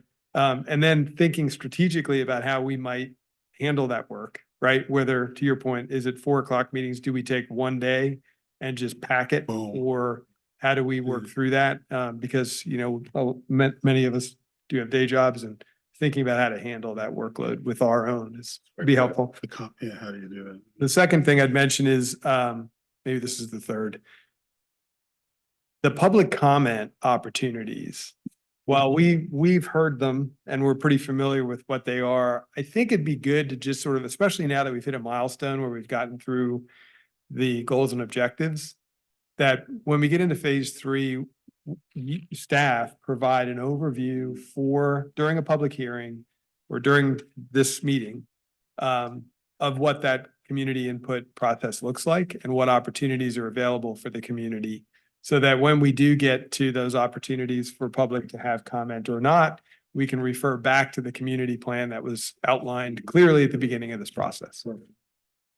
That makes sense? It does. And we can workshop that. I got you. And Mr. Barnes, before you yield the mic, were you planning on going over the March 6th board meeting and their actions on the Arbor Life Tree Care and the 4102 Dickerson Road rezonings? I probably was. Thank you. I was looking at the budget stuff. I got a little confused. They did approve actually both of those requests. Great. Thank you. Any other AC 44 updates? All right. Any new business? Oh, Chair, I know this is gonna sound really self-serving, but since the rural park got 2 bites at the, can we talk about this more apple? Sorry, say again. The AC 44 rural chapter got 2 bites. And I feel short-sighted. Yeah, that the development area didn't get 2 bites. I got you. Gotcha. Well, I think Since we're the area that's got to take all of the density, but I actually live in the rural part of the county, so it doesn't. But I do live in the rural part of the county. So at some point, I think it probably would be helpful to have some time for us to sort of go back over the things we've said. Yeah. And to sort of make sure we formed all of that, because we've said a bunch of stuff. we have. And would be helpful, I think, to be able to sort of just validate that we're all still in the same place or whatever place we are in. If that makes sense. Maybe staff and I can talk about that, about how to do that, if you all agree that's a good practice. Sort of summarizing what you've heard essentially. Yeah, that's really what I'm saying. Are you asking us to sort of like, as we've gone through the 8 chapters, to sort of provide you an overview of what you guys have talked about, those 8 chapters? what I don't want us to do is to get to a place where you've done all this work and you think you've heard us and then have there be a revolution. I think because I just remember that people's minds change some, and we've said a lot of stuff over, it feels like a year now, doesn't it? That we've been, yeah, that we've said a lot of stuff over a year. I just think it would be good to just test. Is everybody still in this place? You know, oh, this is where we're going. So in a big macro way, this is where we're going after hearing these things. I have a suggestion, if I could, sorry, I know you were about to comment, but to try to manage the workload for the staff. Yeah, I know that. You all are putting together comments for the Board of Supervisors based on our comments, just give those to us. That would be helpful. That's what I mean. Yeah. Is that all right? Just so that I don't want to go like, oh, when did we say this? Yeah. Or, you know, oh, well, I don't remember saying that. I'd rather do that privately. Okay. Great. Any old business? Nope. Items for follow-up? So- Oh, I do have one thing, sorry. Oh, yeah, it's just, what is the status of the update to the stream protection ordinance, the riparian buffer overlay? You're catching me flat-footed. I wasn't here when we last talked about that. I will follow up with you. Status of the riparian buffer, can do that. And we're still in public session. I would just say that the item of joint planning commission's meeting is still on the business, I guess, or the new business or old business, whatever it is, items for follow-up, let's call it that. We've had several conversations about that. We've vetted some topics that might be reasonable, and at the appropriate time, we'll share that with you all and with obviously the city. That sounds great. Is it envisioned to coincide with the phase 3 work? Is that the most appropriate time that you all have talked about? Or is it one of those things that's two separate things that has no correlation with what we're doing? I'd say it's still to be determined. Got it. Great. And I just want to say, the lady that gave me her stuff, I'm gonna scan it and I'll send it to everybody. Not this one. This is the lady. The one she just, No, Paula you have- Beasley. She just just handed. handed me all her paperwork. And a petition and everything. Because we Get that by email. we So you received, would get it by yeah, email? we received A petition. a petition, thank you, Oh. earlier today. Okay. That had a bunch of Just make people. sure it's yeah, part of the minutes yeah. then. Yeah, we received that earlier today. All right, well, I will adjourn the planning commission until Tuesday, March 26th at 6 p.m. Thank you, everybody. Thank you.